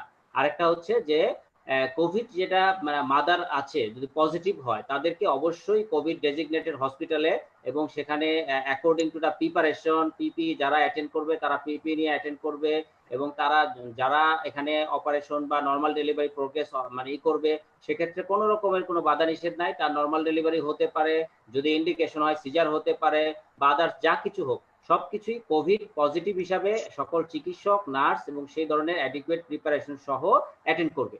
এবং ইভেন বাচ্চা হওয়ার পরে আমরা এটা ধারণা করব না যে বাচ্চা মানে আপনার হচ্ছে যে পজিটিভ হয়ে গিয়েছে। বাচ্চাকে বলা হচ্ছে একটু আলাদা রাখা, কিন্তু যখনই ব্রেস্ট ফিডিং করবে ব্রেস্ট ফিডিংটা কিন্তু মানে মানে ইনিশিয়েট করতে বলেছে। সেক্ষেত্রে বাচ্চার মা যেন অবশ্যই মাস্ক পরে এবং ব্রেস্ট ফিডিং করার আগে বাচ্চার মা অবশ্যই হাত ভালো করে ধুয়ে নেবেন এবং তার মুখে অবশ্যই মাস্ক থাকতে হবে। এই ব্যাপারটা আমার খেয়াল রাখতে হবে যে কোভিড মাদারের ক্ষেত্রে এই বিষয়টা অবশ্যই মানে গুরুত্বপূর্ণ যে আপনি সে মাস্ক পরে বাচ্চাকে করা হবে। যদিও ইন্টারন্যাশনাল গাইডলাইনে কোভিড মাদারের যে বেবি হবে সেটাকে ওরা টেস্ট করে ফেলে, বাট আমাদের দেশে কিন্তু এটা সুযোগ নাই। আমাদের দেশে যেহেতু এটা সুযোগ নাই আমরা হচ্ছে যে মানে করে ফেলবো যে সাথে সাথে আমরা ওই প্রিকশন ফলো করে ব্রেস্ট ফিডিং করাবো এবং আদার যা আছে সেটা করাবো। আমার মনে হয় এই জায়গাটায় ওরা জানতে চেয়েছিল। আর কিছু আছে? জি স্যার, অনেক ধন্যবাদ স্যার। স্যার কোনো কোভিড আক্রান্ত পেশেন্টের মাইল্ড সিমটম যদি থাকে সেক্ষেত্রে ফার্স্ট উইকে ফ্যাভিপিরাভির দেয়া যাবে কিনা? ফার্স্ট উইকে ফ্যাভিপিরাভির কথা চলে আসছে যদি মাইল্ড সিমটম কোনো পেশেন্টের মানে মডারেট দিয়েই শুরু হয়, তারপর শ্বাসকষ্ট কাশি দিয়েই শুরু হয়, আমি মনে করি সেক্ষেত্রে কিন্তু মানে সিভিয়ার কাশি কফ এবং রেসপিরেটরি ডিফিকাল্টিস যদি ফেস হয় তাহলে আপনি ফ্যাভিপিরাভির দিতে পারেন। যদিও আমরা কথা বলেছি রেসপিরেটরি 30 বেশি হতে হবে, কিন্তু 30 বেশি হতে আর গুনতে পারে না পেশেন্টগুলো। যদি আপনারা মনে করেন যে সিভিয়ার রেসপিরেটরি ডিফিকাল্টিস হচ্ছে, কফ আসছে বা কন্ট্রোলে নাই সেক্ষেত্রে এবং জ্বর আছে সেটা কন্ট্রোলে হচ্ছে না, সেক্ষেত্রে ফার্স্ট উইকে ফ্যাভিপিরাভির কনসিডারেশনে আনা যেতে পারে। তবে একেবারে মাইল্ড সিমটম কখনোই আমরা এটাকে নিষেধ করি না, কারণ গাইডলাইনে বলা আছে মাইল্ড সিমটমের ক্ষেত্রে কখনোই আমরা এটা দিব না। সাধারণ সর্দি কাশি যেগুলো খুশখুশি কাশি আমরা দেখলেই বুঝতে পারি, তো সেক্ষেত্রে আমার মনে হয় ফ্যাভিপিরাভির দরকার নেই। তবে আপনি যদি অনেকের সিমটম শুরু হওয়ার সাথে সাথেই খুব মডারেটে চলে যায় সেক্ষেত্রে আপনি এটা দিতে পারেন। অনেক ধন্যবাদ স্যার। আমি একটা কথা বলতে যাচ্ছিলাম যে ওই আহাদ ভাইয়ের সাথে যে প্রেগনেন্সির ক্ষেত্রে আহাদ ভাই যেটা বলেছেন মানে একটা খুবই সুন্দরভাবে বলেছেন সবকিছু। তো আমি একটা জিনিস বলতে চাই, প্রেগনেন্সিতে কিছু হ্যামাটোলজিক্যাল চেঞ্জ হয় নর্মালি। প্রেগনেন্সি ইটসেলফ কিন্তু একটা হাইপারগর্ভেটিক কন্ডিশন। তো সেক্ষেত্রে যখন COVID-19 positive with mild symptom থাকে তো অনেকেই পেশেন্টকে দেখা যাচ্ছে যে, কারণ প্রেগনেন্সির সময় তো আসলে একটা এক্স রে করাটা মানে একটা ঝামেলা, মানে এক্স রে করার কন্ট্রাইন্ডিকেশন থাকে যদি না কোনো মানে থাকে, তো দেখা যায় আমরা অনেক সময় ভুলে একটা এক্স রে করে ফেলি। সেটা কিন্তু খেয়াল রাখতে হবে যে প্রেগনেন্সির ক্ষেত্রে আমার এক্স রে করার ক্ষেত্রে যদি কোনো স্পেসিফিক ইন্ডিকেশন না থাকে আমি এক্স রে করতে দিব না, এবং এক্স রে করলে অবশ্যই প্রপার শিল্ড ব্যবহার করে এক্স রে করতে হবে। সেকেন্ড হচ্ছে যে যখন আমরা ব্লাড পরীক্ষা করাই তখন সেক্ষেত্রে দেখা যাচ্ছে প্রেগনেন্সি ইটসেলফ অনেক সময় প্লেটলেট কাউন্ট কম থাকে এবং ডি ডাইমার লেভেল কিন্তু প্রেগনেন্সিতে যেহেতু হাইপারকোলেস্টে ডি ডাইমার কিন্তু বেশি থাকতে পারে। তো রিসেন্টলি আমার এক ছোট ভাই আমার সাথে যখন কনসাল্ট করেছে, সে কোভিড-19 পজিটিভ, ওনার ছোট বোন, এবং হচ্ছে প্রেগনেন্সি। তো এখন উনি রুটিন পরীক্ষা করেছে, সিবিসি রিপোর্ট ভালো, সিআরপি রেস্ট এবং ডি ডাইমার বেশি। এখন উনি কি করবে, এবং উনি অলরেডি শুরু করে দিয়েছে অ্যান্টিকোয়াগুল্যান্ট। তখন আমাকে আবার জিজ্ঞেস 7 দিন 10 দিন পর পর যে আমি কিভাবে মনিটর করব। তো আসলে প্রেগনেন্সিতে এই ব্লাড প্যারামিটারগুলো কিন্তু ফিজিওলজিক্যালি কিছু চেঞ্জ থাকে এবং ডি ডাইমার বেশি থাকতে পারে। তো সেক্ষেত্রে অবশ্যই যদি পেশেন্ট কোনো কিছু পেয়ে থাকে সেটা মাথায় রাখতে হবে, এবং সব যে কোভিড-19 দিয়ে হবে সেটা না, সেটাও কিন্তু খেয়াল রাখতে হবে। আর আমার সাজ্জাদ ভাই, সাজ্জাদ ভাই, মাহাত ভাই দুজনই বলেছেন ফেভিপিরাভিরের ব্যাপারে, এবং অবশ্যই এটা অবশ্যই একটা ভালো ড্রাগ। কিন্তু আমি যেহেতু বলতেছি আমাদের সবাই আমরা যারা আছি পেশেন্টের আর্থিক অবস্থাটা, সাজ্জাদ ভাই খুবই একটা ভালো সুন্দর কথা বলেছেন যে আর্থিক অবস্থাটা। আমরা আজকে ফেভিপিরাভির নিয়ে কথা বলতেছি মানে যে যখন মডারেট সিমটম থাকবে আমি দিয়ে দিব তা না। যখন ইয়া ভাই যে দেখাইছেন, হাত ভাই দেখাইছেন, 3টা সিমটম থাকে। প্রথম দিকে ভাইরাস ঢুকে, সেকেন্ড পর্যায়ে ভাইরাসের সাথে আমাদের যুদ্ধ হয়, এবং থার্ড টাইম হচ্ছে কে জিতবে। যদি ভাইরাস জিতে আমাদের অবস্থা খারাপ হয়ে যায়, আর আমরা জিতলে, যারা 80% মানুষ, আমরা অনেক সময় মানে ভালো হয় ম্যাক্সিমাম ক্ষেত্রে। তো সেক্ষেত্রে ফিভার দেওয়ার আমাদের উদ্দেশ্য থাকে। তো অবশ্যই এটা একদম সিনিয়র মানে সাথে কাউন্সিলিং করে বা কথা বলে যদি লাগে, সেক্ষেত্রে আমরা ফিভারটা প্রেসক্রাইব করার চেষ্টা করব। এবং অবশ্যই এটা মডারেট যদি কেস থাকে, সেক্ষেত্রে ভালো কাজ করে। স্যার নবেন্দু স্যার, আপনার কাছে আরেকটা আমি প্রশ্ন একটু আছে। একটু সাপ্লিমেন্ট করি জি ডক্টর জি আইভি। জি হ্যাঁ, জি এই জি স্যার। প্রেগনেন্সির ক্ষেত্রে প্রেগনেন্সি আসলে একটা খুব গুরুত্বপূর্ণ ইস্যু এবং অত্যন্ত সেনসিটিভ একটা ইস্যু। তো সেক্ষেত্রে আমাদের যে অ্যান্টিভাইরাল ড্রাগগুলো যেটা বললাম, সেই ড্রাগগুলো কিন্তু আসলে প্রেগনেন্সিতে আমরা রুটিনলি ইউজ করব না। প্রথম কথা হচ্ছে যে ফেভিপিরাভির কিন্তু টেরাটোজেনিক ইফেক্ট আছে, এবং যার কারণে ফেভিপিরাভির অবশ্যই আমরা দিব না। রেমডিসিভিরের ক্ষেত্রে বলছে যে এটা হচ্ছে বেনিফিট যদি আমি মনে করি একটা পেশেন্ট যে মারা যাওয়ার সম্ভাবনা আছে, একটা পেশেন্ট সিভিয়ারলি ইল, ক্রিটিক্যালি অবস্থায় আছে, মারা যেতে পারে, সেই অবস্থায় আমি রেমডিসিভির দিতে পারি। সুতরাং আমাদের বেনিফিটটা দেখেই হচ্ছে আমাদের রেমডিসিভির দিতে হবে। এটা হচ্ছে অ্যান্টিভাইরালের ক্ষেত্রে গেল। দ্বিতীয়ত হচ্ছে যে অ্যান্টিকোয়াগুলেশনের ক্ষেত্রে আমাদের কয়েকটা বিষয়, যেমন আমরা কিন্তু অ্যাসপিরিন দিতে পারি খুব সহজে। অ্যাসপিরিনটা, যদিও অ্যাসপিরিন নিয়ে কথা আসতেছে, অ্যান্টিপ্লেটেলেটের এখানে আদৌ কোনো রোল আছে নাকি রোল নাই।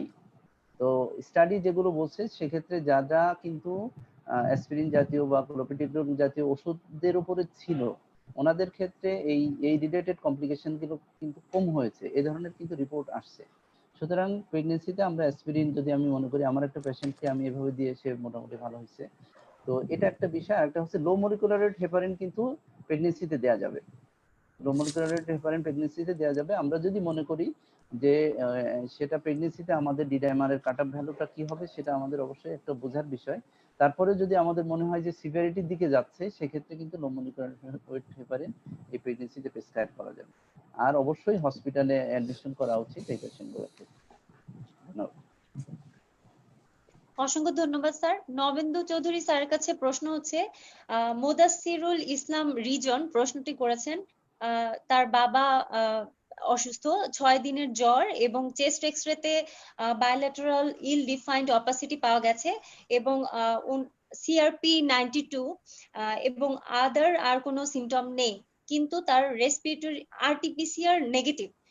Sound should I start favipiravir at home, এবং অক্সিজেন স্যাচুরেশন 94 to 95%, আর তার বাবার বয়স হচ্ছে 67 ইয়ার্স। সেক্ষেত্রে ফ্যাভিপিরাভির বাসায় দেওয়া যাবে কিনা স্যার? ওই যে আমি বললাম যে আমরা যখন ফেভিপিরাভির নিয়ে আলোচনা করছি, অনেকের মাথার মধ্যে শুধু ফেভিপিরাভিরই ঘুরতেছে। তো প্রথম কথা হচ্ছে যে কেস ডিফিনেশন, আমি বলছি না যে কোনো একটা আলোচনা নেওয়া হলে ওটাই থাকে। তো যে কোনো কথা হচ্ছে ওনার বয়স 60, ওল্ড এজ, ওনার আদার কমোবিলিটি আছে কিনা উনি বলেন নাই, থাকতে পারে। সাথে হচ্ছে ওনার সিআরপি হাই, মানে হচ্ছে অবশ্যই সিআরপি এবং বাইরেটাল চেস্ট শেডও আছে। সেক্ষেত্রে অক্সিজেন স্যাচুরেশন 94 থাকলেও কিন্তু ওনাদেরকে আমরা মডারেটের মধ্যে ঢুকাই দেবো। মডারেটে ঢুকাইলে এই এজে অবশ্যই ওনাকে আদার যে পরীক্ষাগুলো আছে, যেটা আমাদের অন্যরা দেখিয়েছেন, সবগুলো পরীক্ষা করতে হবে, করে ওনাকে বুঝতে হবে যে আসলে কি। এবং স্যাচুরেশনটা অবশ্যই যে বললো যে মানে 94 95 থাকে, সেক্ষেত্রে এটা ভালোভাবে দেখতে হবে যে আসলে সিচুয়েশনটা কি করতেছে। যদি সিচুয়েশন মেনটেন থাকে ভালো, কিন্তু যেহেতু ওনার চেস্ট শেডও আছে, সিআরপি অনেক হাই, সেক্ষেত্রে অন্যান্য পরীক্ষা যেমন একটা সিবিসি প্লাটিট কাউন্ট কেমন আছে, neutrophil lymphocyte ratio কেমন আছে, যদি দেখা যায় লিম্ফোসাইট রেশিও অনেক কম থাকে, সেক্ষেত্রে প্রগনোসিস কিন্তু অনেকই, সেক্ষেত্রে আমাদেরকে আর্জেন্ট যোগাযোগ করতে হবে। ডি ডাইমার লেভেল যদি হাই থাকে, ফেরিটিন যদি হাই থাকে, এই মার্কারগুলো দেখে অবশ্যই ওনাকে কনসালটেশন নিতে হবে। যদিও অক্সিজেন 94, সেক্ষেত্রে আমি ড্রাগ ট্রিটমেন্ট পরে করব। আগে হচ্ছে আমাকে যে ওনাকে লেভেল করতে হবে এবং ট্রিটমেন্টটা স্টার্ট করতে হবে। সবসময় সবাইকে একটু জিনিস খেয়াল রাখতে হবে যে ট্রিটমেন্টের ক্ষেত্রে সবচেয়ে বড় জিনিস হচ্ছে সাপোর্টিভ ম্যানেজমেন্টটা। এইখানে ভাইরালটা আমরা দিই, ভাইরাল লোড কমানো যেটা পরে, কিন্তু অ্যাসোসিয়েটেড অন্যান্য ইনফেকশন থাকতে পারে। সেক্ষেত্রে সেক্ষেত্রে উনি বাসায় একটা, যেহেতু ভাইরালটার সেরাটা ইউজুয়ালি আমরা ধরে নিই যে এটিপিক্যাল নিউমোনিয়ার কারণে হয়ে থাকে, যেন ভাইরাল ডিজিজটা ব্যাকটেরিয়াল ইনফেকশন, সেক্ষেত্রে আমরা বাসাতে অবশ্যই একটা অ্যান্টিবায়োটিক শুরু করতে পারি। সেক্ষেত্রে আমরা যেটা প্রিফার করি, অনেক সময় ভাইরালটার সেরাও থাকলে, যেমন ফাইমোক্সিক্ল্যাব, যেগুলো সাথে ক্লেরিট্রোমাইসিন অথবা এজিথ্রোমাইসিন, এগুলো শুরু করতে পারি। তারপরে ওনার মানে অন্যান্য ডিজিজগুলো করতে পারি। পরীক্ষাগুলো করে আমরা একটা প্রপার একটা প্ল্যানিং করতে পারবো। অসংখ্য ধন্যবাদ স্যার। স্যার আরেকটা প্রশ্ন আছে যে প্রথম 7 দিন হচ্ছে রেপ্লিকেশন পিরিয়ড, কিন্তু সাধারণত পেশেন্টরা 10 দিন বা তার পরে আসেন, সেক্ষেত্রে ফ্যাভিপিরাভির বা রেমডেসিভির এগুলো বেনিফিশিয়াল কিনা? হ্যাঁ সাদত ভাই বলেন। আবার বলবো স্যার? আচ্ছা এই আবার যে আসলে মানে কে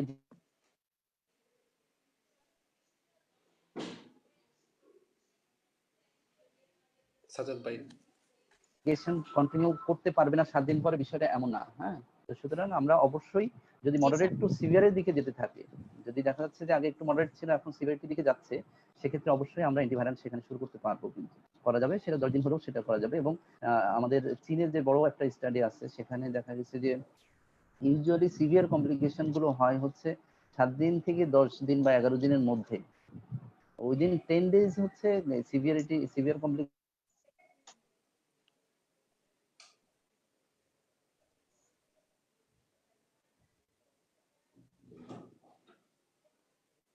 হওয়ার সম্ভাবনাটা বেশি, অ্যাটলিস্ট শুরু হয় আর কি। সুতরাং দেওয়া যাবে, যেটা কথা হচ্ছে যে অবশ্যই 10 দিনের সময় যদি তার বেশি থাকে অবশ্যই অ্যান্টিভাইরাল দেওয়া যাবে। অসংখ্য ধন্যবাদ স্যার। আশা করছি এই সেমিনারের মাধ্যমে আপনারা সকলেই উপকৃত হয়েছেন। আমাদের কোশ্চেন অ্যান্সার সেশন এখানে আমরা বন্ধ করছি, এবং আজ যারা আমাদের এই অনুষ্ঠানটি শুনছেন এবং আমাদের বিজ্ঞ অতিথিবৃন্দ, আপনাদের সকলকে অসংখ্য ধন্যবাদ জানিয়ে সকলে সুস্থ ও নিরাপদে থাকবেন এই কামনা ব্যক্ত করে আজকের মতো আমি ডক্টর আইভি লতা এখানেই বিদায় নিচ্ছি এবং অনুষ্ঠানটি এখানেই শেষ করছি। ধন্যবাদ সবাইকে, শুভরাত্রি। শুভরাত্রি, ধন্যবাদ। ধন্যবাদ সবাইকে।